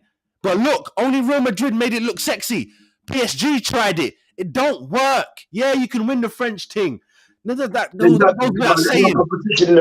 without saying. But when you have to come against big man, you lot ain't nothing because it doesn't work. You can't have Neymar and back. It don't work, blood. That's why Neymar gone. It don't work. But Neymar shit anyway. I don't rate him anyway. Never did. He's definitely in my top. Neymar would not even get in my top 50 Brazilian all-time Brazilian players, bro. No, not Brazilian, but the top 50 players he does. Maybe. No, not in my category right now. No, brother. Maybe. I can't remember something say, boy, that's a bad piece of skill out my man's done on them team. Brother, he's not Ronaldinho, bro. Ronaldinho said it. Say something now. I don't know what Ronaldinho was saying. Yeah, exactly. Your dog said it. So now what? I think he said that based on the fact he was Brazilian like him. That's the same as Alex giving David Moyes the job because he was Scottish. Okay, then. Fair enough. Same thing. Fair enough. Ronaldinho knows 100% damn right he's Neymar's no way like him. None. Better. Ronaldinho does shit that you never see again. Neymar hasn't. I could put on a highlight reel of Ronaldinho and watch him all day and twice on Sundays too, bro. Ronaldinho, brother. Come on, bro. Come on, All bro. right, we got 3 more bits to take care of. Next bit, we're going to talk about top 4 and bottom 3 predictions from now. Are you ready? We're going to get into that.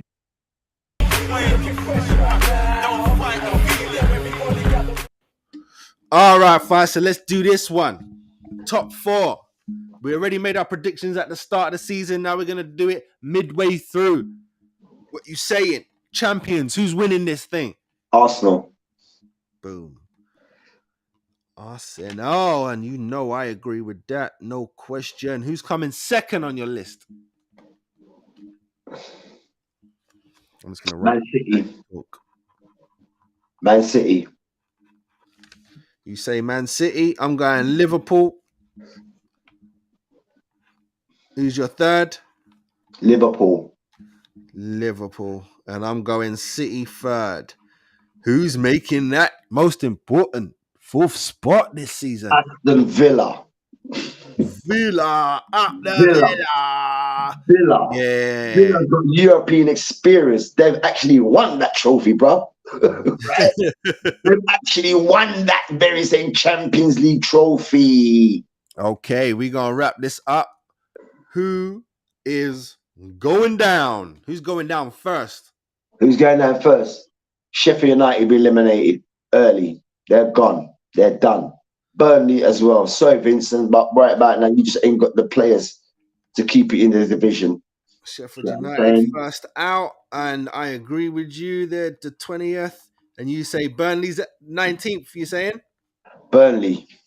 Everton's not going nowhere. They're staying. Luton is staying. Forest is staying. Oh, no, done.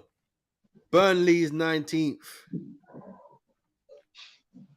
Ooh, yeah, I have to agree with you because they don't look like they're going to be doing much. Burnley. So Sheffield United and Burnley. So who's going to be the top one? Number 18, who's going down with the pack? Who's there? Who's there or thereabouts? Who's there or thereabouts? So you got Luton, you got Everton. Hold on a minute. Let me get the table back up. So right now, the bottom is Sheffield United, Burnley, Luton, Everton, Forest, and Palace. That's the bottom 6. Bro, they're the games that we need to cover, bro. Forget about the championship. We need to cover them games, bro. Them games are dog fights, bro. Every game, brother, every game is a final. Between all those bottom feeder clubs, every game is a final. Every game. I'm gonna put Everton in because I said that at the start. Nah, I'm not gonna put Everton in there because of the way the way how they're salvaging, but like some salvage repairs, but they are. Yeah. We shall see. Everyone can't salvage. So you're saying Luton's going down then because Luton's below Everton right now? No, Luton's staying. So you think the teams that are above Everton and Luton? Bro, Chelsea don't find themselves down there, bro. Chelsea are 11th, bro. Leave them alone. Yo, brother, any loss for them, they're on their way the other way, bro. Any loss for them, they're on their way out, bro. Yeah, Chelsea's on 22 points and Palace, like I said, at 15th, they got 18 points. It's not that far away. Palace is going nowhere. All they got to do is get shot of Roy Hodgson. Just get shot of him. He's too old for the game now. With all due respect, he needs to leave. He needs to be out of there. Because if he don't, Palace is going. If he stays, Palace is gone. I hate to say that because they was one of my favourites of the beginning of the season. Here, them, Palace, Villa, and Brighton, and they're holding right now. Palace, Villa, and Brighton are holding up for me right now. And Palace, you can't fuck me over. Palace, you can't do that. So get shot of Roy Hodgson. You've had your stint. You want to have a punch up with the youth man, them, and the youth man will knock you spark out. So come off the sideline with that. You need someone, you know what I mean, to reinforce those guys. Yeah, YT saying Palace is going down. So who did you say? Did you confirm just then? I said my Palace is if Roy Hodgson is there, Palace will go. All right, then. So give me 2 teams. So you got Palace. Who? Burnley and Sheffield United. Everton staying. No, but you're saying Palace maybe, but that's only if. So I'm giving you 2 options for your 18th slot: Palace or. I don't know why you're saying no Everton and no Fulham. The 2 teams closest to the thing. Yeah, Fulham could go. I didn't even consider Fulham. No, I said Fulham. Oh, sorry, I didn't meant to say Fulham. I meant to say Luton. Fulham are 13th, bruv. For now. Yeah, for now. But Luton are in the zone, and you ain't saying they're getting relegated. So why are you going so high up? I'm gonna stay with Luton because Luton, they've got fight. They will fight to the end, bruv. They're not giving up, bruv. They will die on their sword. Yeah. Bruv, They will die on their sword. If they have to come out and play. I want them to say. I don't care if a big club gets sacrificed. Like if they beat City at the weekend, I'll agree with you that they're staying up. Which I can do. You have to beat them as well. You can't only beat the I team think around. Luton will do. I think because Luton's going to be up for playing the players, not the names. Hence why these teams get slapped. I said it before on this very same show. Players will sometimes come out and play against the names. I mean, you're not playing against the name. You're playing on the green. I don't give a fuck what your name is. We both got this shirt called Premiership, bruv. That's what it says on our shirt. All right, so you got Palace, Burnley, Sheffield United, yeah? That's your three. I don't want it to be Palace. I really don't want it to be Palace. But if a club has to be sacrificed, then it would be Palace, and that's because of Roy Hodgson. Simple as that. Okay, cause of Roy. Cool. All right, we got two more bits to talk about. I want to talk about. Actually, I'm gonna leave that one to last. We're gonna talk about Mr. Van Dijk. Oh yeah. I got my girl, you got your man. Keep it cool, nothing has to change. Just take one. So here we go, Mr. Van Dijk asking the referee, is he drunk? You been drinking? You been drinking? Why not? And nothing happened. Again, nada happened. How is that not disrespectful? How is that not disrespectful? Asking the referee after he gives a foul against your team, you ask the referee, you been drinking? Tell me. Explain to me why he don't get booked for that. Tell me. Because you know something? Maybe Virgil van Dijk smelled alcohol on his breath to know that. Because I mean, do not think that some of these refs, these Betfred refs, are not going to have a little tickle. They're going to have their flask and take a shot of brandy. Come on. Ask yourself this. But you're still going to book him. That doesn't matter. Here's a question. Here's a question that I'd like to ask FIFA and UEFA. You're prepared to drug test players, but how often are referees drug tested for alcoholism or drug-related things? Why did you bring that up? Like that's a thing. There should be. It should be, because it will impair your vision. It will impair your judgment on a game. You know what I'm saying? You got to be drug-free. Why are they not tested? You test every other player. You test every player in every sport, in every field of sport. Why aren't the officials tested? Why is the officials not above? That's like saying about the old bill. Oh yeah, you got all these nonsense out here, but the police them don't do it. Well, we clearly know there's a bag of them that do it. Why not? If it's good enough for the players, it's good enough for the officials. We're all on the same pitch, right? We both got the same shirt on, and it says property of what? Premiership. So you should be tested too. If you're wearing these Premiership shirts, we're wearing these UEFA back, you know, yes, you should be tested. Why not? Why not? If a player balls that too well, they're going to be like, he looks a boy. Look at my guy for Wolverhampton Wanderers. What's his name? They are tested. They are tested. They are Who, tested. the rest? Yeah. Are they? Wait. How often? Hold on. Out of season. Referees get performance enhancing drug tests, says FIFA. They get performance in Ross. They get performance in enhancement tested. We need performance enhanced to run. Yeah, yes, right. Because as an official, you better be in great shape. That's why it's called performing, isn't it? You have to perform, enhance your performance, bro. We're not without any PEDs and all that. We're about the PEDs. What are you like naturally? Eating food will give you great nutrients. How well do you work out? How disciplined are you? It's not. It hasn't been happening. It's something they're going to do. Of course they're not going to do it, bro. So why not Virgil van Dijk ask the question? Trev, you had a drink, bro. What's the feelings about that? Why are you in your feelings? Why are you worried about what I just said? You're official. Talking about, you know, that is just wrong. That's just wrong. It's against the rules. You can't ask the man. And you've been drinking because that's obviously meaning you're impeded. That's why you made that decision. So you're saying he is drunk. You're not asking him. That's like this. Doing that means you're blind. Okay. You're saying I can't do my job. That's what you're saying. All right, calm on. It's like this then. We'll put it like this. Would you when Yo, you Omar, I see you, brother. Go on, Vibes. when you scope, remember when you first talked about, you scoped the game about, the ref, how Webb is the judge, the referee, Yeah. Go on. and right now, let me ask you this.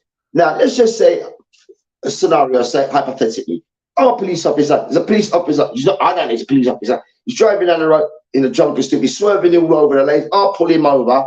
And I'm saying, boom, excuse me, sir, but you look like, you know what I mean, pulling you over, you're flying, you pull over, I'll step into you and I pull up, a fellow officer. I step to you, see you in a drunken stupor, and I'm like, look, you're over the limit, mate. You know what I'm saying? And he turns around and says to me, I'm one of you, I'm one of us guys. You can write this up and let me just get on my way. Now, if that officer allows this, who really committed a crime by being in a drunken position, remember that he's already intoxicated, he's already got past a breathalyzer. Bro, you're supposed to get out of the car. I'm arresting you. You could be my colleague or not, bro. You are in danger to the public and to yourself. Yeah. It's the same thing. So right about now, I have to arrest you. Yeah. What am I gonna let you? How am I gonna let that fly? No, he drives down the road, he gets into a collision. You're answering your own question. There you go. So my thing is this: yes, I'm good. You have to get arrested because now you've caused havoc and chaos on the road now. Because me, with my stupid decision, because he's one of my colleagues, he's got the same uniform, the thin blue line, but yet you just cause a carnage down the road, killing 30. This has got nothing to do with this topic, you know. But my point is this. No, you know what it is. No, you don't like referees. You're calling them all the same. Listen, you have to. I'm not saying that You have to focus because you're not focusing. Because you're talking about referees being drug tested. This is not about drugs. This is about a player insulting a referee. Yeah. And he's not getting booked for it. Why? Exactly. Why should he get booked? Because he's insulting the referee. What are you talking about? I'm asking you a question. It could be a fact. He could be smelling alcohol in his breath, and he asked him that. It's a fact. What if he does smell it? So that means he can ask the referee if he's a paedophile, if he's a rapist. What kind of stupid talk is that? You know he's not drinking. Don't be dumb. That's dumb. You're doing it because he made a decision you don't like. Everyone knows that. Why are you saying it like that's not true? What's all this sensitivity fuckery, bro? Because forget that. The rules. It's only words. Why are you man gonna get caught up in words? Because you man said this and that. Don't say that. Because when them man are on the side saying, you know what, they're gonna say the same thing. No, know what you're saying. Remember that, brother. When it comes to racism. No, Fives, no, it's not when it comes to, you said don't get upset about words. Racism is words. So don't say. Racism is not a word, bro. Racism is actually a thing which is implemented. Racism is words. If I tell a white man and an Asian man to come here and they both say the N-word, they're being racist. Well, of course they are, because they mean what they say, innit? What are you saying? Don't say that. Don't be one of them people that certain people can't be racist. Everyone who says something about someone else because of the race that they are is racist. I ain't talking about no damn systems. If I say something about a white man, I'm being racist. If he says it about me, he's being racist. Jesus Christ. If we say it's prejudice, it ain't racism. No, it's racist. Prejudice is in racism. No, prejudice is totally different. No, you've been watching too many of them things. They're trying to break things up. No, brother. They're not five. Don't be one of them black people. No, I'm not. Person can be racist. No, we can be prejudiced, bro. We can be racist. Racism is a thing where you it's not. It's not. Bro, that's how I define it. If someone says something racist, they're racist. Brother, say something. Listen, how often do we hear someone says, well, I'm not a racist, but I don't care about what they say. If they say something racist, they're racist. So the fact that Virgil van Dijk said, oh, have you had a drink? What that makes him an alcoholic? No, that makes him insulting the referee. That's what it makes him. I don't think that's insulting the referee, man. The referee got a thick skin, bro. No, that's not what. Fives. Why do you have thick skin? You have thick skin because people insult you. Otherwise, why do you need thick skin? Well, look. What do you need? No, let's talk about it then. Why do you need thick skin? For what? Nothing is happening. Nothing is wrong. So what do you need thick skin for? Uh, You need bro, thick skin because people say shit, but come you on, have to control bro. yourself. That's why. Yeah. Listen, bro. People said a lot of disparaging shit about me, but brother, I can't be taking it on board and all that shit, bro. You know what I'm saying? Five. No, that's what I'm saying. No. We can't be lying as people. I literally, as I filmed you addressing it. So you do address it. You have addressed it. Because you can't let people just say things. Of course not. No, I won't allow people to say shit what's not true. Exactly. So why would the referee take that? If it ain't true, if it's not true, of course I would defend it. So if I said to you, if you went, oh, that's a foul, and I go, Fives, what are you talking about? Am I saying that you're great? Or am I saying you can't see? That's an insult. That's an insult. Well, to a degree, it might be an insult. It's an insult. But like, if a referee is Fives, look. If doing this, going, shut up. If you can get booked for that, how can you not get booked for saying the man is drinking? Well, you're gonna get bored. As I said, anything's a booking nowadays on the playing field today, bro. Anything is a booking. There's levels to the game. They tried to get Arteta in trouble for saying. Yeah, I remember that. The interview, the post game interview. I remember that. They tried to get him in trouble for saying what he said, but he said it so beautifully. When it came down to the panel, they backed him because he didn't say nothing wrong. Arteta articulated it perfectly. He articulated it to the point where they felt embarrassed. Exactly. Because they felt embarrassed, and this is why they wanted to impose or come down on him. Because right now he told them the truth. He did it in an articulate way where they think. Remember, these people who are holding court, these upper echelons, so to speak, and they don't like the fact that someone like Arteta who can articulate his words to them, and they hear it and they feel it. Yeah, that's why because normally they do it like the players on the field. F this, F that. You're blind. You can't see. You don't know what you're doing. That is insulting the referee. So that means they can fine you if they wanted to. If they got this picture of Van Dijk and they did a little panel. Right? They did a panel. He's getting fined. He's bringing the game. Because like they say, they're bringing the game into disrepute because you're saying that the referees don't know what they're doing. Which brings into focus this then, and we've had this discussion. Which segues into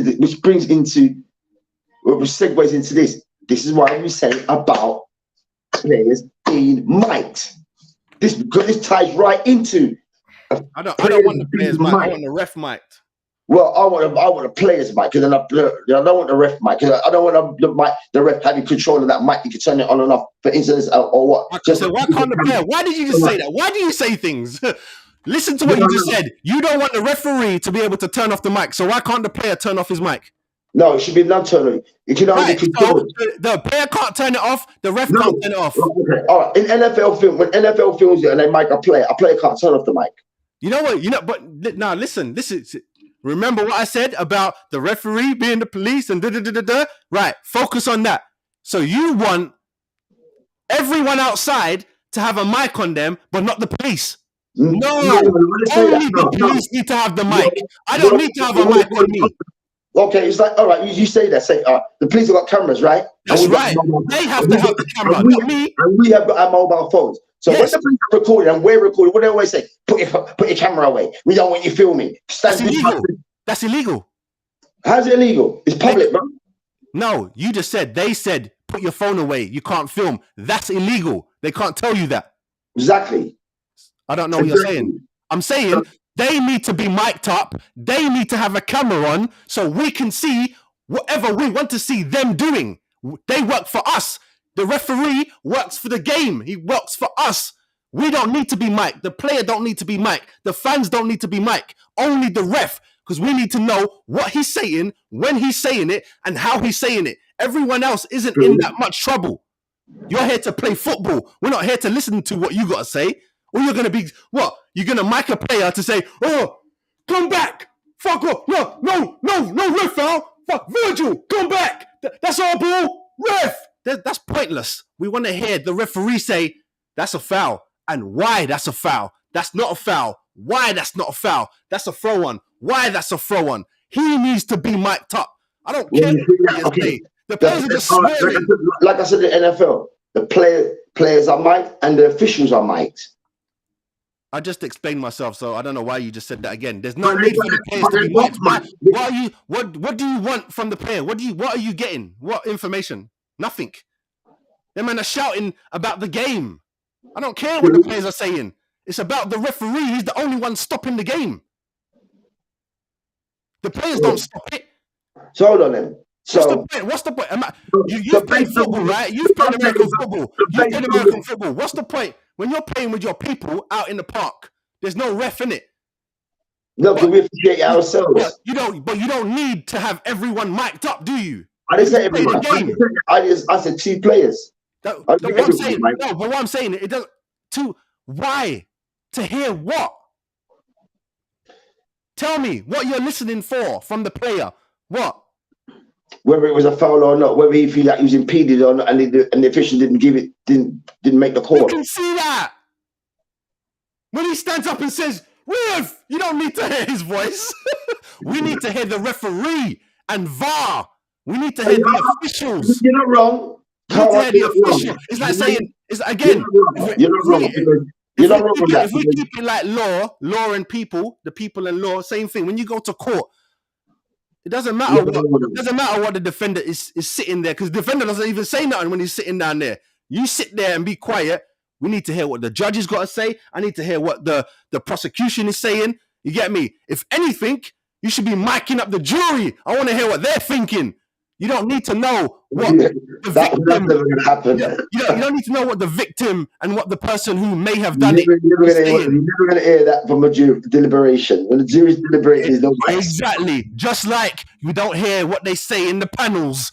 We don't hear what they say in the football panels. That's all flipping secret. They just come out with a decision. Same thing. There's another little bang bang. The jury is like the panels in football. You don't know who's in it. You don't know nothing. You just know the panel said they agree with Arteta. Done. Move on. Bang. That's how it works. So we don't need the players to be mic'd up. They already did that one time, and all you heard was Rooney swearing. It's pointless. Them men are playing football. They're not making decisions. What are you gonna hear? Oh, Rooney, come this way. Like, what's the point? You're gonna hear Leon Bailey go, yeah, 1, 2. It's a valid point. I will agree. I will agree with that. It's the referees. They need to have the mics loud on the referee. So when the referee is running his mouth, because they do it too. It's not just the players. They run their mouth. But my point is, the referee in this scenario did nothing wrong. It's like how come you didn't defend the black guy when he nearly stepped to Sam? But this guy you want to defend. You want to defend Virgil. Virgil is wrong. I'm not defending it. I'm not defending it, but I'm saying. You did. The first thing you said was, yeah, that man should be drug tested. How you know he's not drunk? Where you get that from? Why? Why wouldn't they? Why wouldn't they? It's not. So why is Virgil not drunk? Because players get tested for PEDs, bro. We know that. Not every day. Not every day. Who told you that? No, it's not every day. But remember, you get out of season call ups, bro. They can call you any given time. You get no warning. How you think these men get caught? They get caught for a reason, because they slip. They're not giving in the right piss. That's what happens. Get me? Don't be on the side of the athlete just because. They can call you at any given time of the season. I know. Within the season of the game or not. They can get you anytime. Look how they did Rio. He tried to run. That's what you get. Mind you, now you said that they're checking the play. What they need to do, here's something I'd like to bring to the fore. I agree with you. The referee should get tested too. Everyone involved should get tested. Right now, I think right now, ball boys and ball girls, leave them alone. Since we're on this the subject matter about players being tested and officials being tested, now there's been a recent spate of players just collapsing on the ballpark now, and it's happening more frequently now. There's few players been collapsing on these pitches, bro. Right? And these players who are playing, look at the plethora of games that we just ran through. From when? From November. Yeah, and you're talking about guys that played tonight, tomorrow, and at the weekend? Brother, these guys this is why they have these trackers now, to test their heart. Since Fabrice Muamba, there's been a number of players that's collapsed since. Since Fabulous, bro. Remember, this trend started from Mark Vivian Foe. He played for Manchester City when he collapsed in a bicentennial FIFA game. Cameroon versus, I mean, it's Cameroon against Brazil, Cameroon versus France. The man just collapsed in front of the whole world. Yeah, and he played for Manchester City. Yeah, you know what? But he's got- To be honest with you, I don't think it's not an. You know, like it's the same with the women saying there's something going wrong because they're all getting ACLs. I don't. It's not. The closest thing I can think of to say is it's not COVID. You don't turn around and bang, someone dropped. Bang, someone dropped. No, it's Bang. not COVID. It's not that. It's not an epidemic. It's not scary. Like, don't let the children play football because they might. It's calm down for me because I think people are blowing it a bit much. It's happening. It's serious. But I think certain people hide their illnesses because they love what they do. So they don't want to stop what they do. Doctor says, that's it. That's it for you. You hit 21. No more sports because your heart can't take. What do they do? They keep pushing. But even then, they have medical tests and examination before you sign your contract. So the clubs did what they did, but sometimes they don't go extra far. They do like blood test, scan, check your knees. You're good to go. You get me? I know it's deeper than that, but they do like the basics. Quick MRI, like get in there, scan, done. They don't take every muscle and then look at that. Go check the heart. They just do one big body scan. Yeah. You pass the mark. You're good to go. I have to do this to play. I mean, as we just said, you just reel of bare fixtures that we did, and I cannot believe the amount of games in between that space of from November, from the beginning of December, bare games. Tonight, Tuesday, Wednesday, then a Thursday, then a Friday, and then a weekend. Yeah, brother. I'm taking my you're saying that like it's one player who's playing all those games. Bro, they're all playing these games, whether it's one player or two player, 10. No, you're not. No, you're not listening. You're saying it like someone's playing on Tuesday, Wednesday, Thursday, then again on Saturday and Sunday. They're not. That's just all the games are being played. Right. So someone else playing. So like if you play for Man United, you don't play Tuesday, Wednesday, Thursday, and Saturday, are you? You playing on Tuesday and then you rest until the weekend. Then you play again. Then you rest until next week. It's not that deep. It's only because there's a lot of games. You're thinking, there's so many games. No, there's so many games. But all the players aren't playing all those games. They're playing twice in a week. With training as well. Yeah. But you have to what's it called? Regular your training, so your training don't make you tired for your game. Right, you've got time to rest, but then you need time. If I'm training, I'm doing time to, what's it called? As you like to say, study the game tapes. You can't be at home chilling. You got to study the game tapes. That's right. When you come to the training ground, we're watching game film. We already played a number of games. Players are fatigued. Players are lethargic. Yeah, no, you're right. But also, you have to remember, it's not like because people not normally think with their own experience. So it's not Hackney Marsh. Yeah, got to go train in Hackney Marsh. Them man going to some sex. They rather be at training than at yard. They got masseuse. They got butler. They got gym. They got everything, blood.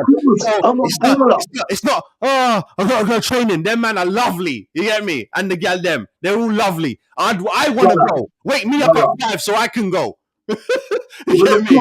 Look, it's beautiful. So to go back to your point, I just don't. It's serious, but I think it's more individual serious. Like black people got high blood pressure, right? In general, history of having high blood pressure. So when you sign a black player, make sure you double check that. But I don't think they just do a flat for everyone, right? Yeah.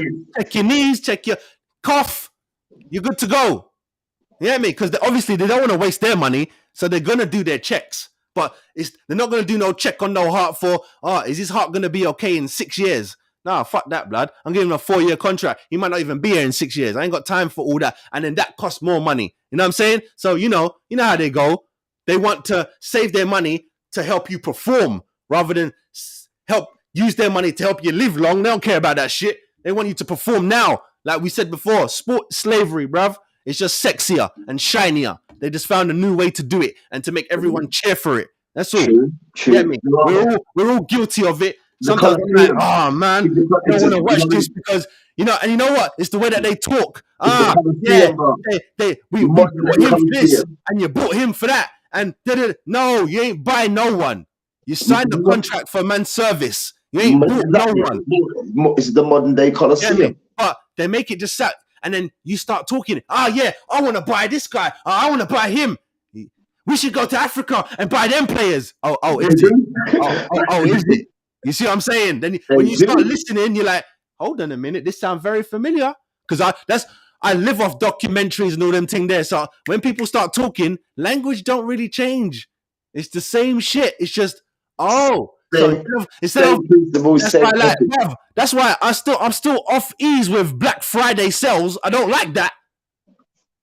You know what I mean? But I put my hands up because I'm not going to argue all day with people. But I don't like the sound of Black Friday sales. I don't like it. We don't have White Friday. I've watched St.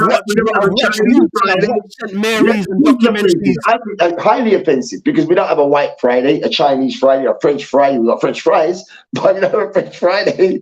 But they will hide behind, when you say that kind of stuff, they will hide behind something as reasonable as, but it's a color. Like it's like Purple Friday. Why can't I say Black Friday? All right, cool. But we know the historical thing. Why it's called that? Because you can't prove what someone's thinking. You can't prove it. You can just say it.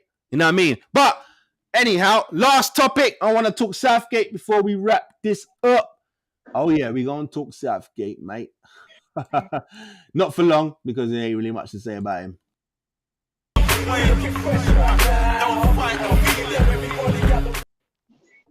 All right, Fire. So, actually, we got one more thing which I think you're going to enjoy, but I want to talk about Southgate real quick. Do you think, a few questions. One, going to the Euros, do you think he can win it?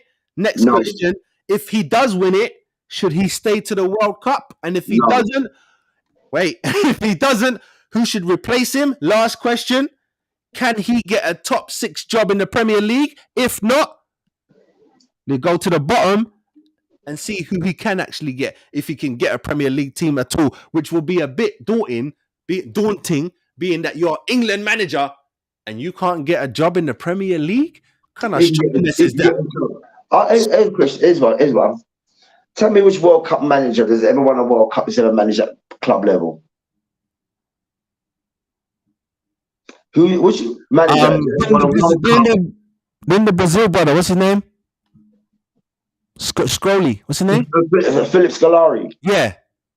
After he won the World Cup, he went into football managers, club management. I think so. Let me Google it. I think so, but I don't know if it was. I don't think it was European. I think you may be right. I think he did. Or did he go to Portugal? Or did he go to Portugal? Yeah. Hold on a minute. He went to Portugal. I'm not sure if he won the World Cup and then he went to club football, but I'm pretty much sure he went to Portugal. Let me just quickly check his CV. Yeah, please do. Oh, well, he did clubs before he did the World Cup. Before he did internationals. That's right, before he took the national coaching. Yeah, because he's done bare shit, blood.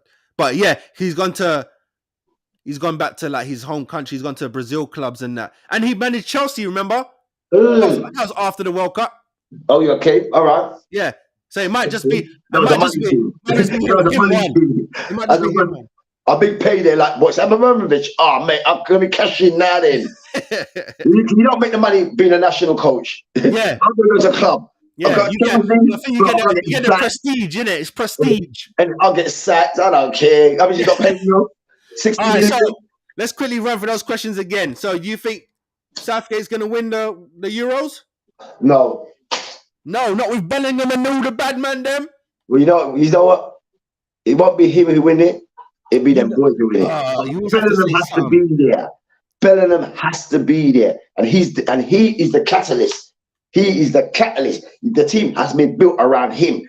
Fuck, we're not building teams around no backs. Let's hold on. We built teams around Bex, we built teams around Rooney, we built teams around Owen, we built teams around all these fucking players and ain't one jack fucking shit with none of them. And we're building play. Now, here's a great opportunity, right? You got Jude Bellingham right now. Him and Mbappe are the face of FIFA. They are the face of FIFA. And what Jude Bellingham is doing is ridiculous. That's got to be the baddest ever English export. Ever. The best ever player from England that's ever gone to a European nation and balled out like this. Name me another one. British player. Damn. He's going over there and mud up the place like that. I only can think of two, and I guess it's debatable, but I only can think of two. Who are your two candidates? They're both your brothers, them. Gaza and Hoddle. Right. But Gaza and Hoddle were over there, but they weren't rascal like Jude Bellingham, bro. They weren't Jude Bellingham, brother. That brother. You see, as you just said there about England ain't won nothing, building the team around this, building the team around that. I think they haven't won nothing because of that. All that build team around this. Nah, you won in 1966 because you had a team. They didn't build it around Bobby Charlton. They didn't build it around him. It was a team. Right. You know okay. But all this build round, but then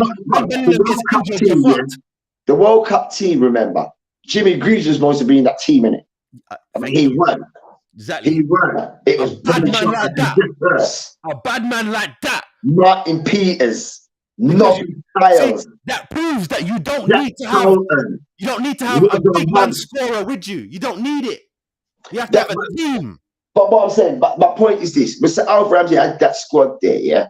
It was around players such as Charlton, Bobby Moore, Jeff Hurst. Yeah, remember, Jimmy Greaves was the hot guy, you know. I know. He was that World Cup, you know, brother. Oh, that's what I'm saying. Because he was the hot guy, you know. Because you had a team. Picked up an injury.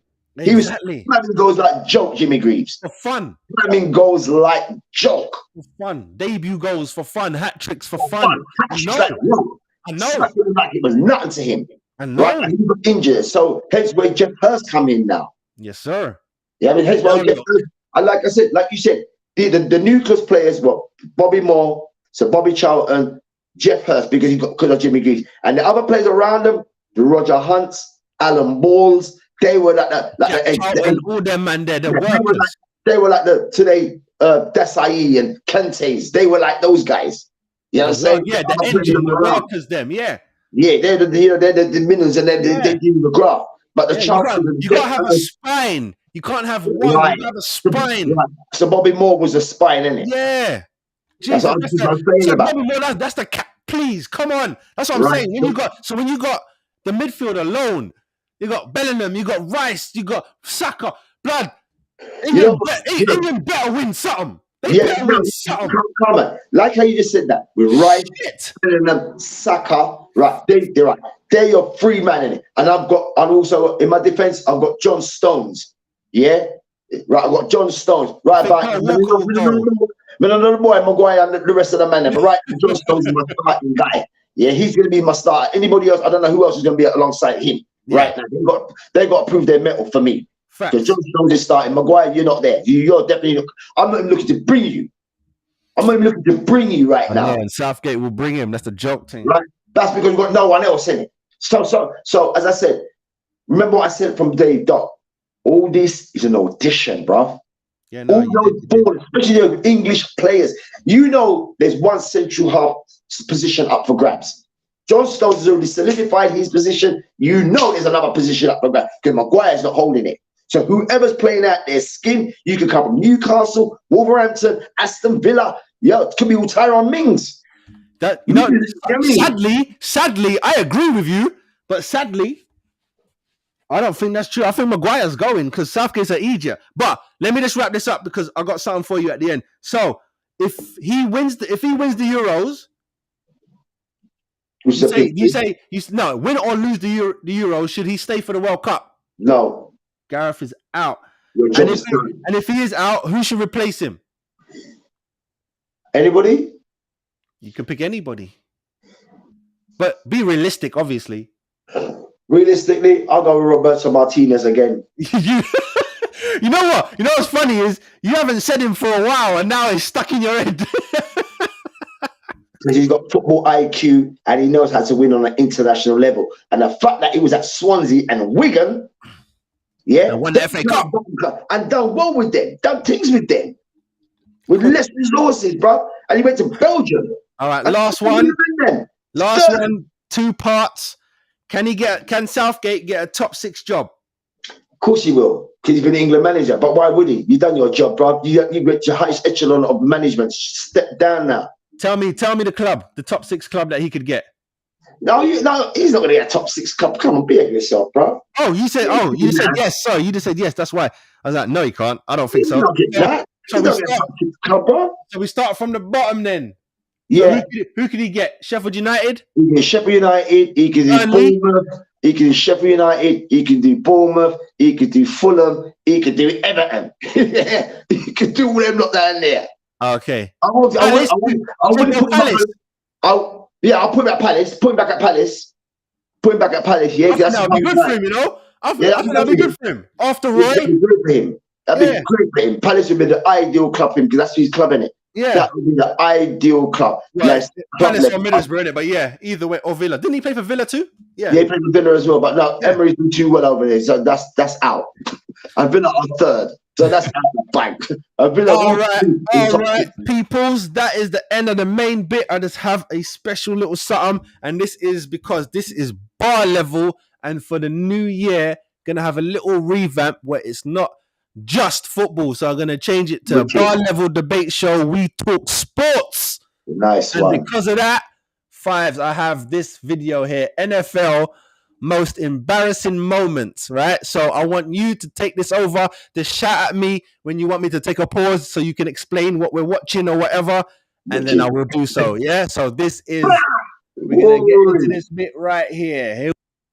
I got my girl, you got your man. Keep it cool, nothing has to change. Just take my. All right. Are you ready? Yeah. Oh, I've got something for you, Karma. You got something for me? Something for us. All right, cool. Parade. Yes, bar level trophy. See? Hey, put up. What's that there? Hey, let me see that. Yeah. King. Jeez. Bar level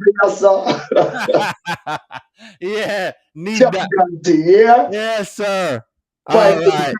587 champion cup. Yeah. See here, people. See ya. Big up. Mate. That's how far 587 TV and Camp C. See that? Yeah. Something. See we are. I like that. Right. See we all the trophy. Now watch that. We put some champagne in it 2024. You get me? Trust me. That's us, man. Big up. Fire. Look. All right, here we go. I'm gonna start this for you. You just give me the shout, and then I'll pause it, and then you'll explain what you're saying. Actually, I'm about to take myself off there. Here we go. More than at Indianapolis, the offensive coordinator. You got a busted play here, and then Sanchez gets hit. The ball is loose, and it's alive. And then going into the end zone is Steve Gregory, who's had an interception, 2 fumble recoveries, and a touchdown. Can't see it. It's not on my screen, fam. I'm glad you bought my lovable. Glad you bought my lovable sports.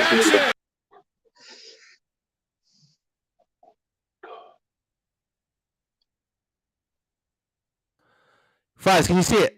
I can't see it now, bro. Can't see it, brother. Oh shit. Can't see that, my brother. Can you see it now? No, nothing. Oh. It's up there. I don't know where it went. Hold on a minute. Still nothing. Nothing, my beloved. Nothing at all. Oh, here we are. Here we got you now. I've got full screen there. Go ahead. Yeah, go ahead. I got you. All right, cool. Let's Yeah, go. I got you. Lovely. All right. Colts and the Cowboys, yeah? He hauled it in. Oh, wow. Did he get over the goal line? Did he get over the goal line? Yes, he did. Touchdown.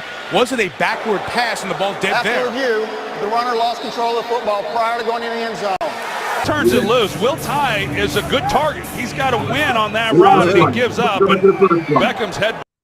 Go back to the first one. Now, what's happened in that game? The Dallas Cowboys and this one, the Eagles and the Cowboys. Now, what's happened? Now, that's a guy named Deshaun Jackson. Yeah, call him. Yeah, that's Deshaun Jackson. That's McNabb, Donovan McNabb, who just released the ball as a quarterback. Now, what's happened there? See what that? Before he actually crosses the plane of the zone, he drops the ball, thinking he crossed the line. So he's dropped the ball before he's actually got into the zone. So it can't. So it's not a touchdown because he didn't cross the plane. He didn't go into the zone. His feet wasn't in the zone, or the ball wasn't across the line of the zone. So he's got there and think, yeah, I'm already in. My feet's in, but I still got the ball in my hand. Remember, we talked about trajectory about our hands. See, so he's running in motion, and what he's done is like, I'm already in there. My feet's in the zone, I'm in the leg of the bar. Style out team, but he climbed it out. So therefore, it was called back. So the Cowboys recover the ball, so it goes back to the Cowboys. So basically, he fucked up. You know what I'm saying? He should have followed it all the way through to the zone, then it would have been a clear touchdown. So they lost it. That was a very embarrassing play. That's when football IQ comes in. That's no football IQ. Yeah. Goal line? Did he get over the goal line? Yes, he did. Touchdown. Wasn't a backward pass and the ball dead After there. review, the runner lost control of the football prior to going into the end zone. Turns it loose. Will Tye is a good target. He's got to win on that route, and he gives up. And Beckham's headbutting equipment on the sidelines. He hits the kicking net, takes another shot to the head. Is huge. And we talk about the having a big wide receiver. Imagine that. Oh, I'm going to do something. That there is Coach Prime. That's Dion Prime Sanders against Tyrell Owens.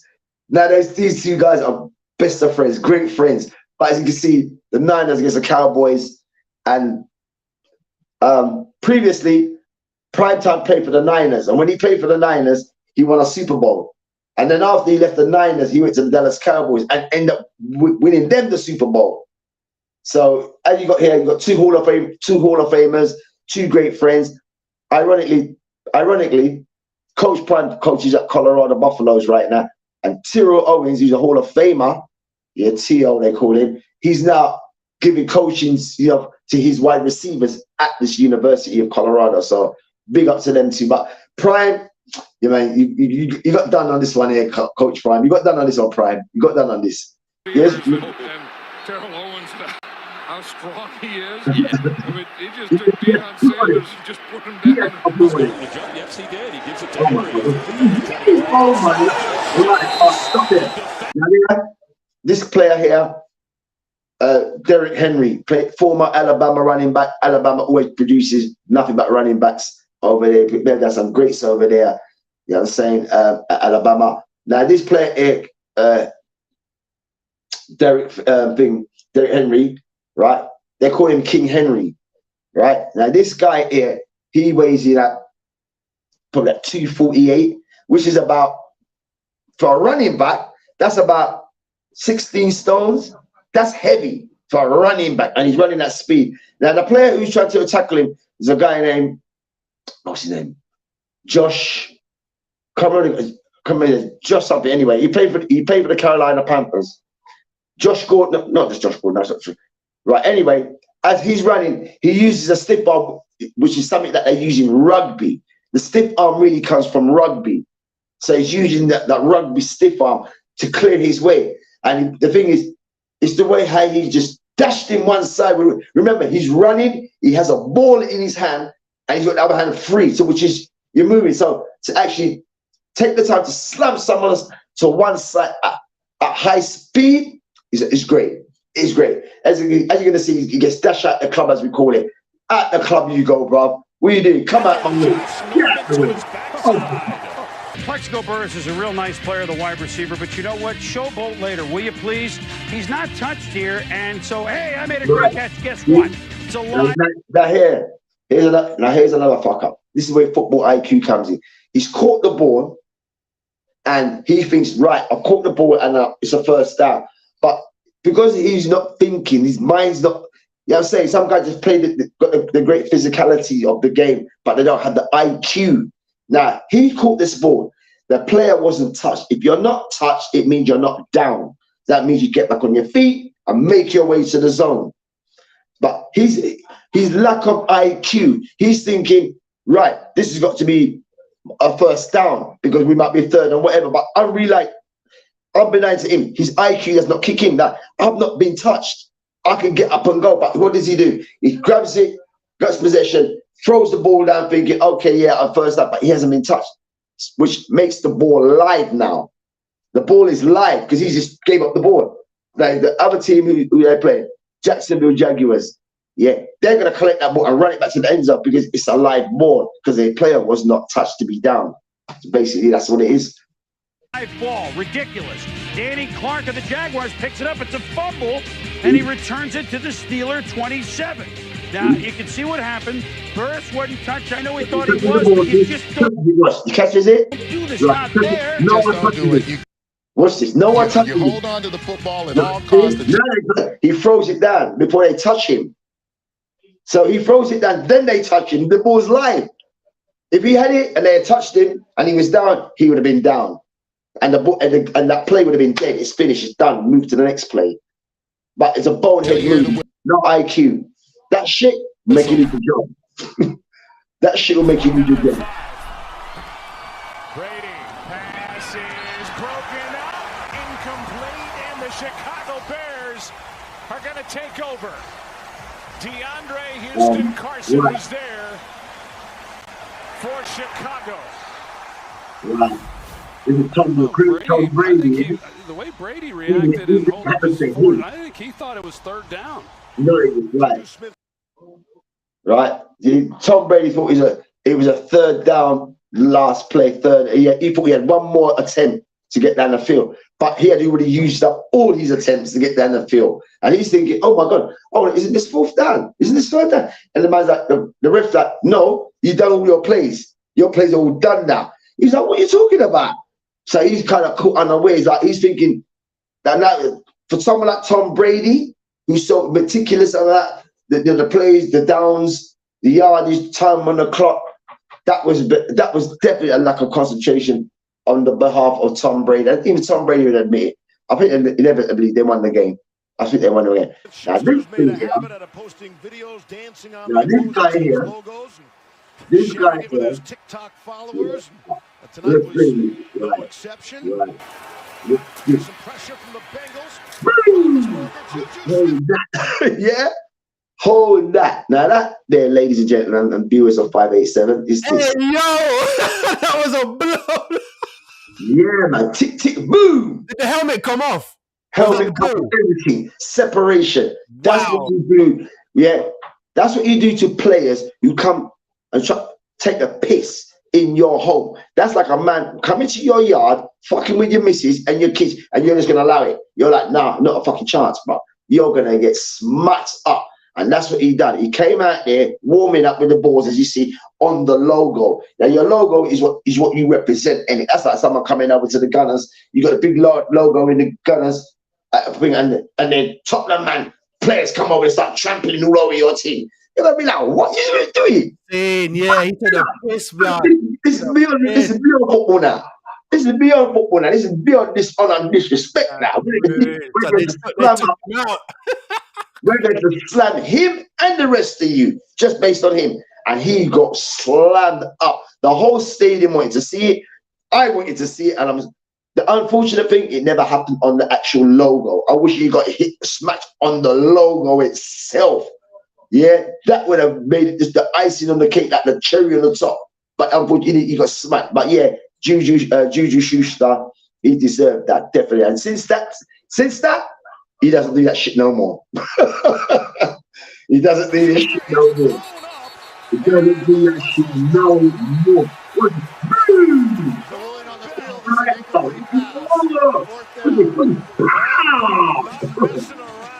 And this kick is blocked. Yepremian has it. Throws a pass up with the ball. What? It's Mike Bass. He's running away for a touchdown. Here's Yepremian. Redskins against the Dolphins. This is the 70s days, the Dolphins and the Redskins. Right, that's the old game. That was the punter. He went to go and punt. This is like as I said, you had 4 attempts to move the ball down the field. You can either throw it once and you can run it. You can lateral the ball as many times as you like, as in rugby, because that's what they do in rugby, the lateral movement. So you're able to do that. But because it was the last, basically, you got 4th down, your last attempt, you're not going to get the yardage that's required. So, you know, let's just kick the ball away and give it to the opposition and see what our defense can do. So that's what's happened. But that play obviously got messed up. You know what I'm saying? That was the early days. That's from the 70s in comparison to what's taking place today. Yeah, this roll. Dante Stallworth catches it, stays in bounds. He's going to have to score on this one, and he's got a chance. Getting a couple of blocks, battles it over to Michael Lewis. That's a forward pass. Now, that's illegal. But they were back to McAllister. Still alive. Jerome Payton with the catch. He dives into the end zone for the touchdown. The clock's run out. That's like watching. That's like us watching Luton against Arsenal and Declan Rice score that. That's the equivalent of Declan Rice. That day is the equivalent of what Declan Rice done against Arsenal against Luton. That's the equivalent of that. That's the parallels with that. The clock's run out. The ball's we've got the ball. We're in possession. What can we do with it? So we're doing anything that we can do in order to get to the end zone. So that's the same as Luton against Arsenal, and Declan Rice scored a last-minute header and deflated everybody. Everybody was, oh, that was it. So that's the equivalent of that. Here's Mitch Berger, the holder. And he missed it. Can you believe that finish? Ryan airs it out all alone. Juggled. Incomplete. Now that there was that a fumble? Yeah, that was in the end zone to finish the game. And it was from a great receiver, Julio Jones, which I was surprised that he didn't snag that and pull it in. You know what I'm saying? So I didn't think he took his eye off the ball. When that ball was coming in over his shoulder, because as we say in American football, it's like when you're running, you're looking as a wide receiver. I'll play defensive back, so I'll be running with him. So once he looks, I will look too. So obviously he's looked, but as he's looked, the ball might be coming over his other shoulder. So he's looked, but what's happened? Where he's looked this way, the ball's on its way. That's coming over. The trajectory of the ball's coming over his head centrally, rather than his right side or his left. So it's come over. So he's like that. He's like, oh shit, the ball's coming over. So he has to turn his head back. He has to turn it and then put his hands up. So by the time you do that, that's the difference between a millimeter, like doing that to this, and you drop a ball, that can be fatal. That can be fatal. And that's exactly what happened there. So the ball's come over, he put his right shoulder, he's turned, that's come over his head. So who does that? You can't do that. And if you do that, the ball has to be coming over as you see it coming down into your hand. So it's coming, obviously, you didn't have enough stretch on it. So lost ball. Lost ball. Jones wide open. First time today, and the punt. My gosh, it's into the stands. Look out left. The rush made him do it. It's a 10-yard punt. Now we go. Keep going. Yeah, keep going, come. Handoff, Henry. Henry takes it to the outside.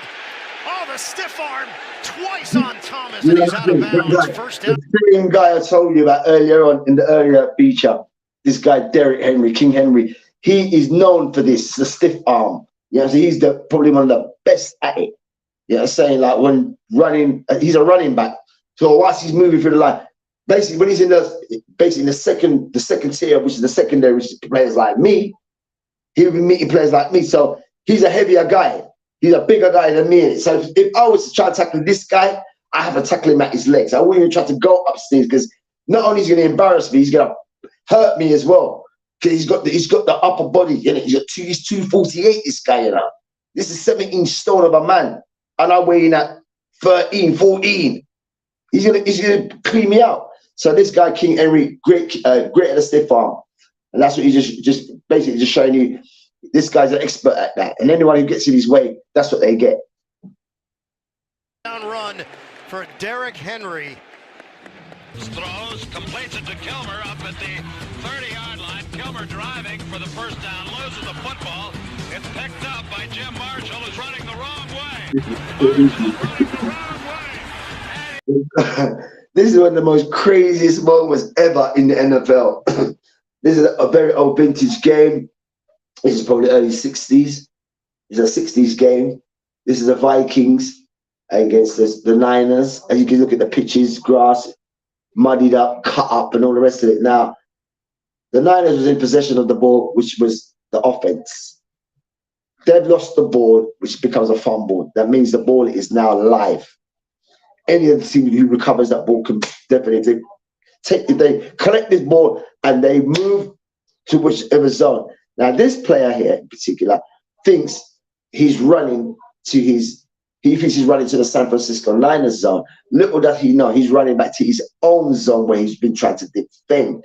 So that his players on his team are running after him and screaming, but he's thinking, oh, these other players behind me are pursuing me to protect me to get into the end zone, but they try to stop him from going back into their very own end zone, which now becomes a safety because he's going to be going the other way. Because again, football IQ in it. As I said, this is very early 70s or 60s, late 60s, early 70s. This. So with all the technological age, with how we are today, with computers and mics in your helmet and schooling and books and all the rest of it, those days are a great deal different to what they are today. So this player ends up running into his own zone, giving the Niners a two-point conversion terms. He scored for the other side. That's basically what he's just done. He just scored for the other side.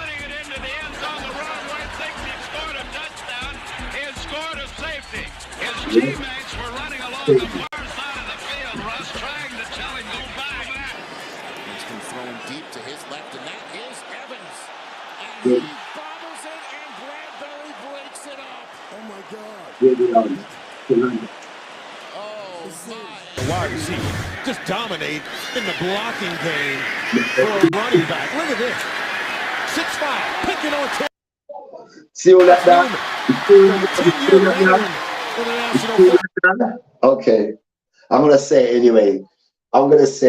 It's never happened to me, but that would have been me. That would be me marking number 13. That's the position that I play. So number 23, we got bullied up by number 13. He's a wide receiver. Yeah, that would have been me. 23 would have been me because I'm the defensive back trying to defend this guy. But he's not coming on a pass play. Obviously, this is a run play. Because he's the wide receiver, that he's blocking me, so to speak. And this guy, Mike Evans, very underrated guy. He's definitely in the high echelons of wide receivers, but he never seems to get the mention and the love. He's a bad boy receiver, and he played for Texas A&M. And Mike Evans is about 6'2", 220, 230, 240. That's a big wide receiver. Wide receiver was small when I was playing. They were small and diminutive. They weren't. They start to get them all. They start to come in massive and bigger over the years. As I said, Mike Evans, wide receiver, slamming a DB. Most DBs are lighter or the same kind of size, but they tend to be. The trend is that they seem to be a lot more slimmer than the wide receivers. The wide receivers are all tall. The Randy Mosses, the Mike Evans, the Keenan Allens, Justin Jeffersons. These guys are tall, rangy guys. You know what I'm saying? T. Higgins and them guys, they're rangy, but as well as the muscle. So they've got the weight too. So what he's done was a great job. And that's a wide out. That's what you do. When you're not gonna catch the ball. This is what you got. This is what you got to do. Sprints to his right, throws back across the middle, and he's intercepted. Porter. The return by Porter, and he's brought down. Instead, he tries to make a play. This is the cardinal sin for any quarterback, throwing back across the grain as you're rolling to your right. It's been a pretty good level of play. Jared Brown running out of the pressure and making like Michael Vick. And Hawkins was back in there after missing a couple. Yeah, the great Michael Vick, boy. Is that Michael diving at nothing? No, the guy diving at Michael, bro. Oh. Brother, Houdini, you know. Yo, Michael Vick. Yo, brother, never in the history of the NFL, have you ever had a thing called the Michael Vick experience in that, brother? Brother, this guy was Tiger Woods, Muhammad Ali, Bruce Lee. He was all of that, bro. Michael Vick. Come on, bro. Sickest that guy. And it's intercepted. Not sure he had control coming forward. Yeah, that's a fumble right there. Not an interception, but the result. This guy here now, yeah, he's a living rogue. The living rogue. This youth basically come from a rich family, didn't really need to play football, played at Texas A&M. He had a lot of bravado about him. He was definitely one of them youth them. Be a Jew, son. I'm bad on them team there. Don't response. Done a couple of illegal shit where if it was black players, they would have been banned completely from school. Their draft stock would have went down completely had it been a black player that had behaved like this guy. But he got selected as one of the number one player for Cleveland Browns in the same year as Lamar Jackson, Josh Allen, a few good players. He was number one pick. No, he wasn't. He was as Baker Mayfield. He came a year after, and he flops out hard. He was on a boozing one, drinking, very abusive. Never loved the game.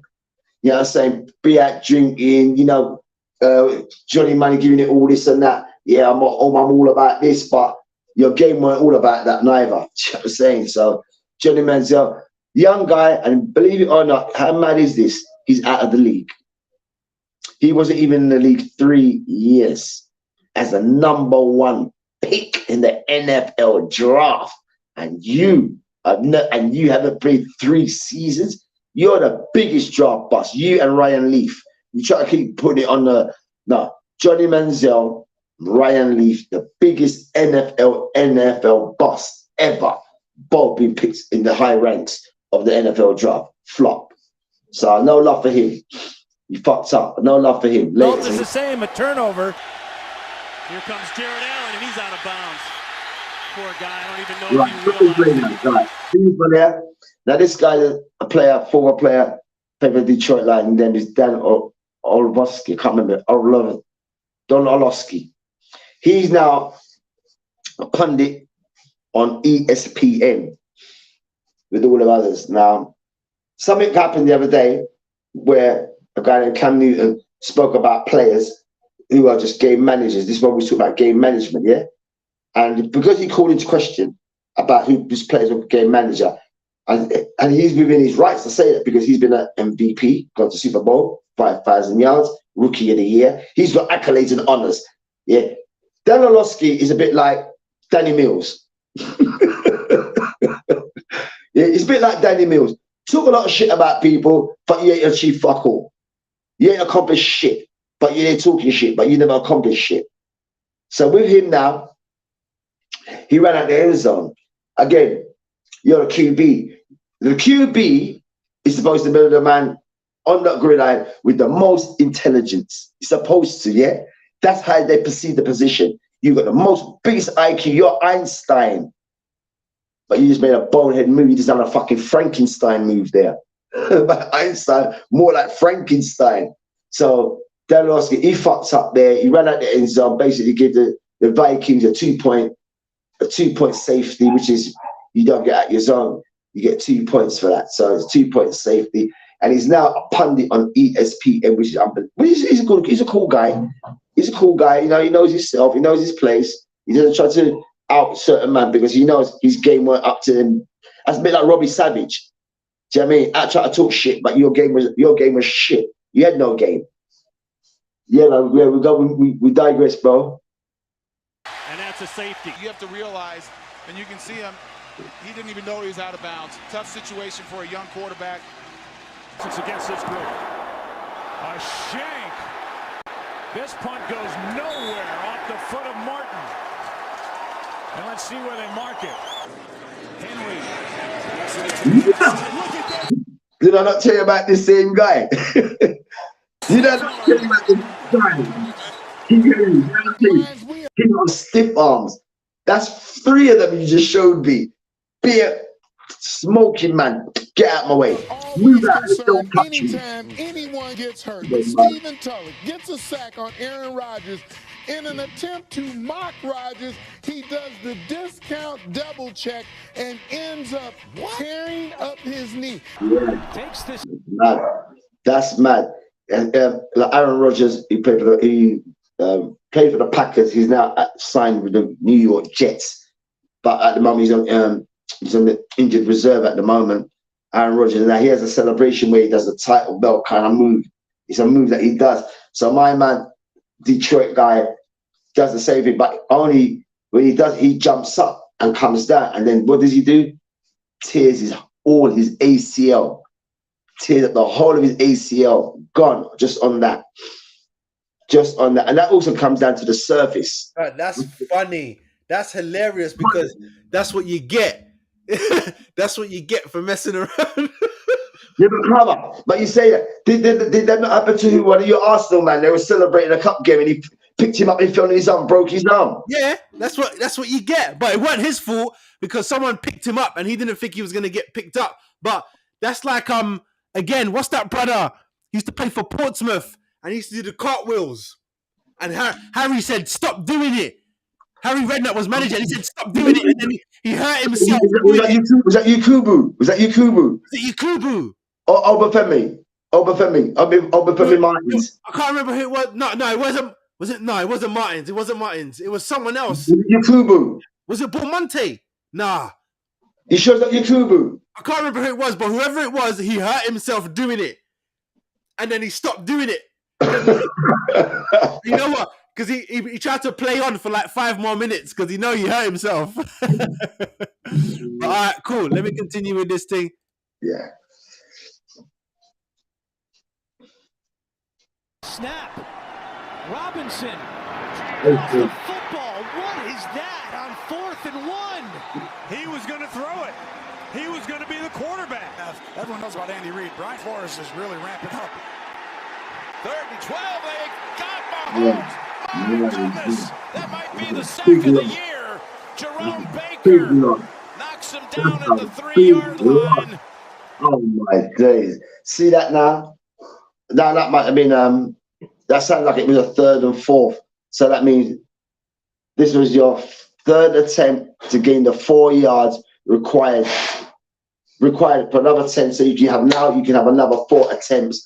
Now the Dolphins defense have pushed Mahomes way back, made him scramble and run backwards because he can't run forwards and throw. He has to run backwards to throw. If he goes forward and passes the line of play, he has to run it now. He can't throw it because it'd just be illegal to do so. So the Dolphins defense, as you can see, the guys who are chasing him, people, please bear this in mind.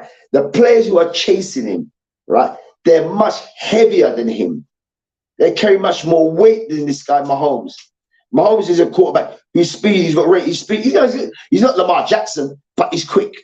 But the guys who are going to approach him, these guys, look, these guys are huge. Look at the speed they're moving at. Look at the speed they are moving at, and they're catching a quarterback. Brother, these guys are no joke. These guys are no joke. It's Lynch. Runs over a defender. I mean, he knocked over the great Jarrell Casey. Peterson to hold. Blocks. The Cowboys will win. Wait a minute. Whale was in the end zone. No one covered it. Miami did. That could be a touchdown if Miami has covered it. Right. Watch what happens. Right, that's it. Any player that touches the ball becomes live now. It becomes live. It's in play. That's what happens. It's like in football. When the ball, you say, "Oh, the ball's out of play." But it's like, no, we saw it with Salah, with Newcastle, and against you guys, the ball was out. You remember we saw the games? The ball was out of play. The ball's out of play. Yep. But West said the ball's out of play. But they're like, no, you ain't heard no whistle blow, innit? So you got to keep playing, innit? So it's the same thing as what happened with Arsenal and with Newcastle and the Salah issue. When the ball came over, the ball was out of play. It's the same thing. The ball was still live, but all the players are like, we don't know. Is it still live or not? That's what happened with Arsenal and Newcastle and Liverpool, Newcastle. Everyone gave it like, is this still like even Salah? Like, is this still live? We've got to look at the VAR, we've got to look at the linesman before we can jump and celebrate. So that's what happened there. Is behind him, and what in the world? There is absolutely no way possible that they should have snapped that ball and tried to sneak it. That was some crazy shit. There were 3, 4, 5 guys. The coach got sacked in the morning after this, though. He definitely got sacked. The coach got sacked, bro. Yeah, so he got sacked, right? He got sacked on that. Yeah, so the coach got sacked. That's a coach's error. That's an error on the coaches. Why would you do shit like that? You got all your players and all across. You got all your men up on the line, and the ball's there. Dumb move. Yeah, he got sacked anyway, and I believe he got no wages either because I wouldn't pay you. No way possible that they should have snapped that ball and tried to sneak it. There were 3, 4, 5 guys around 2 players. Bring a positive energy to this group.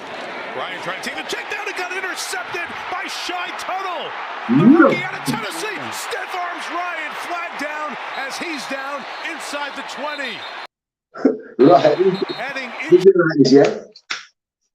injury to the insults of the D lineman. At every level, Pee-wee, junior, collegiate, university, NFL, AFL, AAF, where I play, a quarterback is known at every level. If you're a quarterback and you throw an interception, you're the person supposed to get that ball back, really. But they tell quarterbacks, don't tackle the guy because we need you. But most quarterbacks are like, bro, that's my interception. I did that. I have to reprieve that. So most quarterbacks will try and go and tackle the player who's received the ball. But this guy, look at the size of this guy's arms. Matt Ryan, bro. Matt Ryan, I don't think you weigh 200 pounds, bro. This guy is a 300-pounder. He's a lineman. Look at his number. Look at his arms. He's a lineman. Yeah, you're talking 320 pounds of rock solid meat. And he's running at speed. Are you stopping it, brother? That's like a juggernaut hitting you, bro. The saying goes, what would you rather be hit by, a juggernaut or a bus? It doesn't really matter because they're both fatal.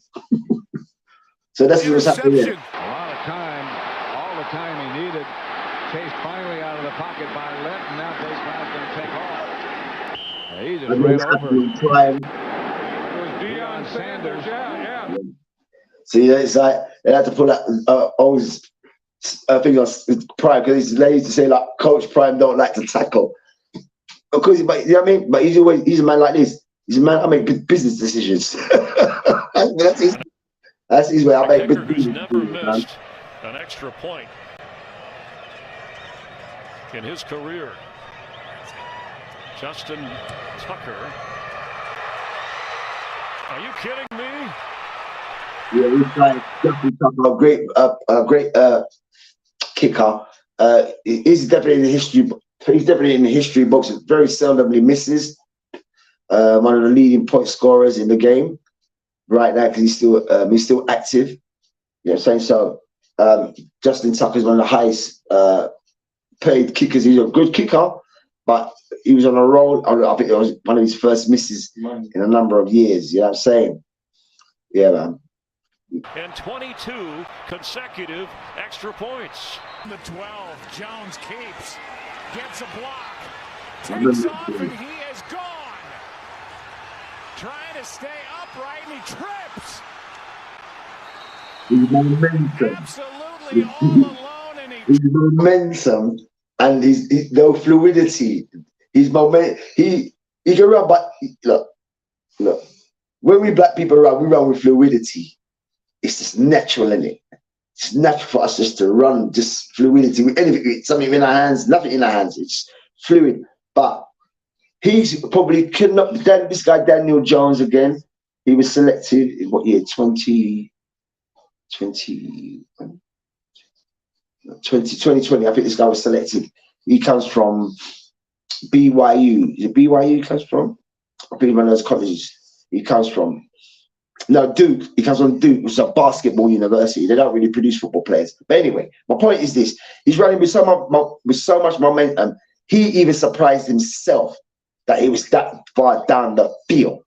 And once he's running down the field, he's thinking, "Shit, I can't believe I'm in front of all these guys, and these guys are clocking track times. Where are they?" So in his head, he's seen the zone. He's like, "Oh my God, I can't believe I'm going to get to the end zone without being touched." He's waiting for someone to close him down.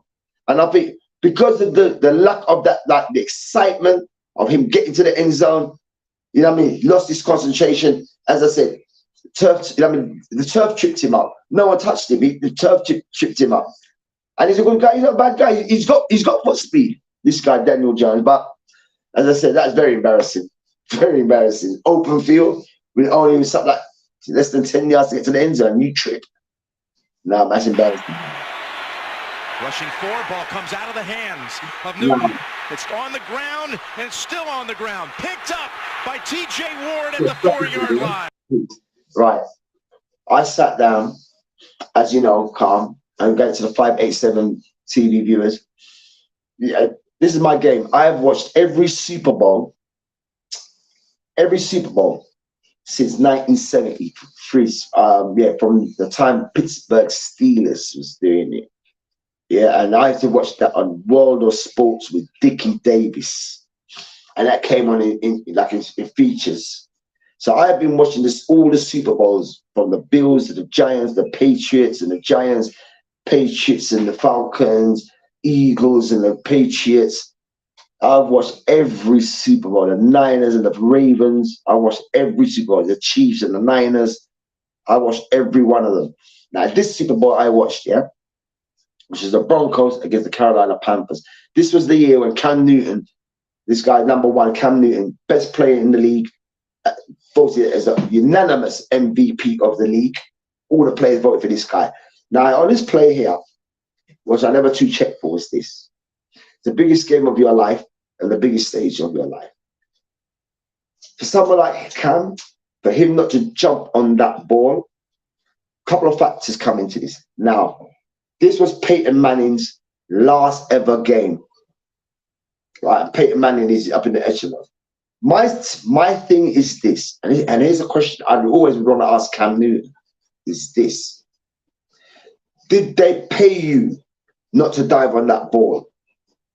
I always wanted to ask him that question. Did they get to you and say to you, you can't win this game? Because he was younger than Peyton. Peyton Manning is iconic in terms of your name. His family's traditional name, Manning football factory.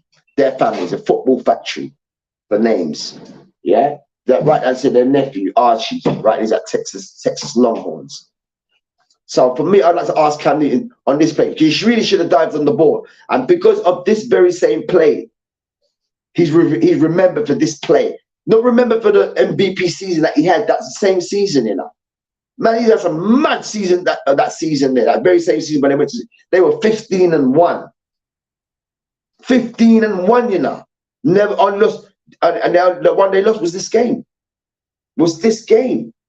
And for that, he's always going to be remembered for this. Now that he's not playing at the moment, because he's doing his podcast and he hasn't officially said he's retired. And he was the one who called out players saying that they're game managers.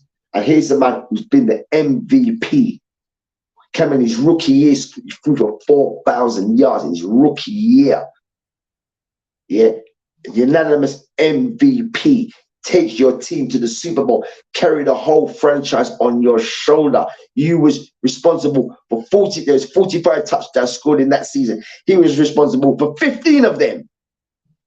15 out of 45. You're carrying the whole franchise, bro.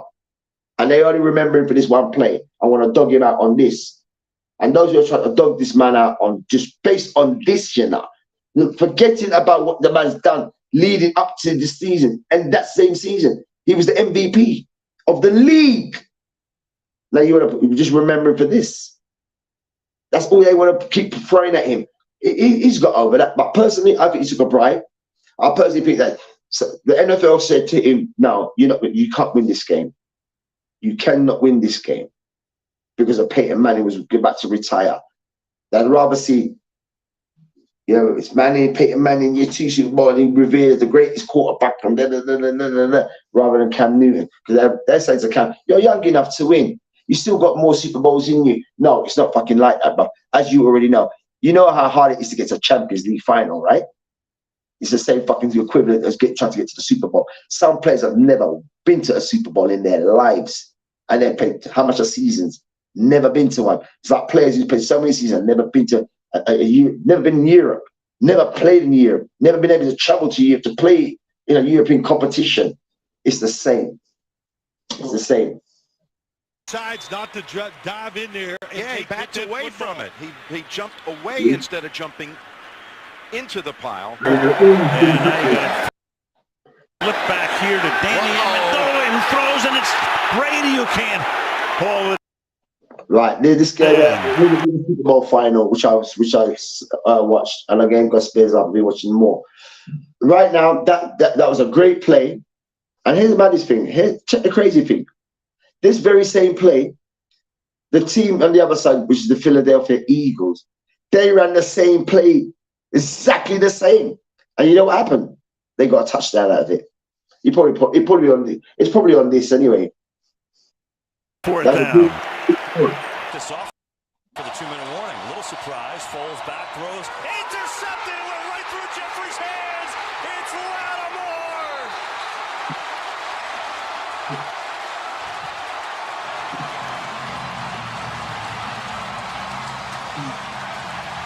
Two to go in the half. Fitzpatrick over the middle. There is Marshall. Wide open. Drops the ball. Eagles pick it up. They've got the turnover. Marshall had it, was wide open, and then just dropped it, and Jordan Hicks, the rookie, picked it up, and Philadelphia in business. He didn't drop it, he tried to pitch it. Brandon Marshall with a tremendous play. They move him to the slot. Ravens respond. That thing went half a yard, then he just drills it down the field. That was bad. And 2 penalties are down. That is a swing and a miss. Brady steps up. Try and run for it. Makes a move on Urlacher. There's a first down. He never runs. And when he did do this run, for all of the years that he has played, that was 1,000 yards he collected. And Tom Brady played for 23 years. He only gained 1,000 yards on his feet in 23 years. Now check this. Lamar Jackson and Michael Vick did that very same 1,000 yards in a season. It took Tom Brady 23 years to get to 1,000 yards on his feet because he's always been a pocket passer. He's not been a runner. But any little runs, he does this little run. But Lamar Jackson, Cam Newton, and Michael Vick, all of those guys who I just mentioned, all gained 1,000 yards in a season as quarterbacks. One season. Right now, Lamar Jackson, because he's actively playing now, he'll be the first player in the NFL history to be in the league and every year as a quarterback has gained over 800 to 1,000 yards as a quarterback. That's mad. That's crazy stuff. Yeah, man. So yes, Carl, I want to thank you for bringing for 2024 God Spares Life. I think we got one more before the end of the year. I think it's the. Yeah, man, thank you for that. Thank you for the feature, Carl. I really appreciate that because, as you know, I'm in my element when it comes to American football. But we gotta do some bits and bobs. Yeah, man. There's so many stuff that I've seen and they got Beckford Rest there too. Yeah, I know that. But rest over there, bro. There's things I would love to speak. I'd love to speak about. This is why when we speak about on the bar level, because it's a football support and it's a sports column now. That's some of the parallels and some of the parallels from like what we see in our own games, and it comes into into that game, or something from the games over there starts to infiltrate into our games. Yeah. Yeah, I'm saying. By the owners that we have now, you know what I mean? That's what I'm saying. Because look, Karma, you showed a thing, and which was a mini tournament, and it was between was Brazil and Argentina, right? And they're gonna have the fans them together. That was never gonna work. Oh yeah, that's never gonna work. That was never gonna work, bro. It goes deeper than that. Yeah, blood. I don't know what people think this is. You can't change especially because why do you think these people play so hard for their country? Because it's Exactly. And you cannot have two rival countries in the same place, and one's dissing up about man's mother, dissing up about their country. Man, taking that to heart, bro. Man, take that straight to heart, bro. Take that to heart. Take that straight to war. No matter FIFA, UEFA can stop that stuff. You can't tell people how you got to sit in your stand and just hold that. No, that's not running. Man, who will punch up in front. You know what, Faiz? As you say as well, sometimes it's like it's all planned anyway. They want that. They want the hate. They're trying to promote it up. You're right. Everyone to be happy and together, but they know if you put these two people together, it's gonna come up. Someone's granddad is gonna say something because he was there, and it's gonna happen. It's going to happen. Brother, we watched a watch yesterday. Yeah, we watched the watch yesterday with Sheffield United and Luton. We see the player going to take the corner, and the same man kept coming back to the corner. Innit? How many times did we see that guy? Every corner.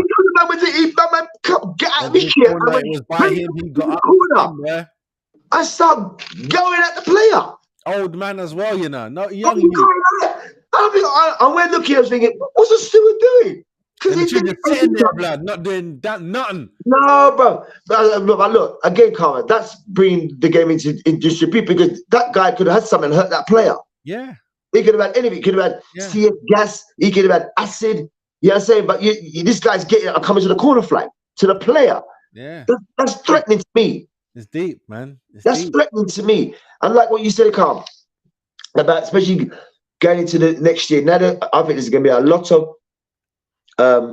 testing in terms of tournament football in 2024. Like, you've got the Euros, right? Yeah, man. You've got that. So they're going to try play out certain things like, let's see if we can amalgamate the fans together. No, that's not going to happen. This is European football. Yeah, Germany don't like Poland. Poland don't like Germany. So that's not going to happen. Just we're not going to have those fans together. The reason why the football makes it okay is because there's 22 men on the field, 11 from that country, 11 from this country. They can mix.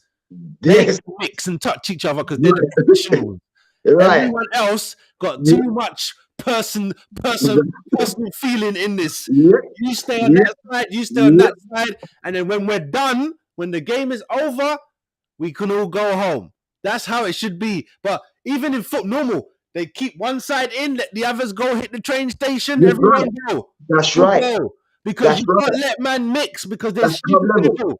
But on the international scale, I think there's going to be a lot of. I think there's going to be a lot of things because they tried all the testing when they went to Qatar by moving the World Cup into October. So those are the things that I looked at. The fact that they moved the World Cup to October, suspended all the leagues that was in the World Cup year. What else is coming forward? What else is coming forward? Yeah, so I think the Euros, the European Cup of Nations is going to have I think there's going to be a lot of much more technological stuff used this next year. I think there's going to be a lot more technology being used. I think they'll have a sky cam. They'll have drones in the games. You know what I mean? Like you said, they're going to put chips in the ball, bro. They did it in the NFL already. They got chips in the ball in the NFL, bro. Yeah, they got when you see man makes a magnificent catch, you're like, how the fuck did he catch that? Boy, there's a magnet in there, bro, like a receiver. Yeah, bro, I got those gloves. You see me with my gloves, right? It's true, I love my gloves. Then I got the proper what they wear in the NFL. I've got those gloves. And so because I love them, I'm not going to cut them up and find that. But I know there's something, because when that ball's thrown to me and I catch that ball now, even as I said, gospel up, I'm definitely getting my rascal. What's my thing? My machine, bro. I'm getting my machine, bro, for us. You know, I'm getting that, bro. I'm ordering that, bro. Believe, we're going over here, Carl. Yeah, we're over there, Gospel 2024. I'm getting that machine, bro. That's my birthday present. I'm treating myself to that. Yeah, I'm getting that machine, bro. But all right, man. Let's wrap this up. We've been out here 3 hours. Love. Yeah, man. This is what we do. It's normally a 3-hour show anyway. It's what we do, 3 hours. So yeah, we're gonna do that more often, especially in the new year. Yeah, man. The NFL segment. You know what I mean? Yeah, man. Wicked. Up at the end. So you have to do some work now because you gotta make your own work. I can make games and stuff, but you gotta do your own report. What's going on? I don't know shit. But I can do stuff like videos and stuff. Yeah, man. That's what I need help with. Yeah, so it comes because it's the videos I want to pull up. I had to pull them up on the screen and all that sort of stuff. You know, the things that are pointing out. There's a number of things that I want to, especially when it comes to the NFL. I've seen some ugly stuff in right there. Some Betfred referee for sure. All right, man. Make sure guys like and subscribe. Appreciate love all the comments, everything. Appreciate man. We're building out here. You get me? They had us down. We was up by 400. I think it was 490 something subs. Oh, so now we down. We started again, so we're on 81. So just keep building, keep sharing. Yeah, they keep coming. Coming, man. New year, new stuff. You get me? I know we need to do a lot of filming, Fives, because I know you're away in January. I'm going to get that'll be late January. Don't worry. Yeah, so we got to do some filming. So while you're away, we're doing loads. I'm going to sort out my bike. I'm going to sort my bike, bro. Don't watch that. They told me it's ready to go. So we're working through January. My place is done now, so we can work straight through, King. All right, cool, man. Everyone, big up. See you next week, man. Wednesday, blessings. I want to say, everyone likes it. So I want to just say going to all of the bar level viewers for 2023. Thank you so much for all the support you give me, Karma. It's not over. We've got one more. Next week is the 30th. No, wait. What's next week, Wednesday? The 30th is Saturday. Oh, yeah, the 30th is Saturday. What am I talking about? I'm looking at the calendar wrong. So, yeah. Oh, wait a minute. Yeah. Oh, yeah. So, Happy New Year because we'll be back. No, because... Oh, I'm looking at. I moved my calendar, and my eyes are still at the bottom, innit? And I'm like, I said that. 31st. Oh no, yeah. So we're back on the 3rd. Yeah. So Happy New Year, mofos. Thank you, Fives, for saying that. Make sure you guys have a Happy New Year. Yeah, man. I'll be back. The reason why I said that is because I'll be back because I'm doing my live for Arsenal.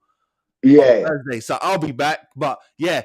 Bar level will be back in the new year on the 3rd. That'll be the first one, and we'll have some new bits. So 5 will have some NFL for the end of the show. Yeah, man. So go TV viewers, 587 TV viewers. Many thanks for all the support that you've been giving to Karma and ourselves with all of the other platforms, the things that we do on the other platforms, the Camp Slews, the Camp Slew cookouts, the workouts. I'm saying OF5 current affairs, bar levels. Many thanks to you and Goon on the sofa. Thank you all so much. Can't thank you enough. As I said, keep subscribing, stay loving, stay great. As I said, 2024, I'm more Angolo. You know what I mean? More Angolo for 24. Yeah. Blessings. Love.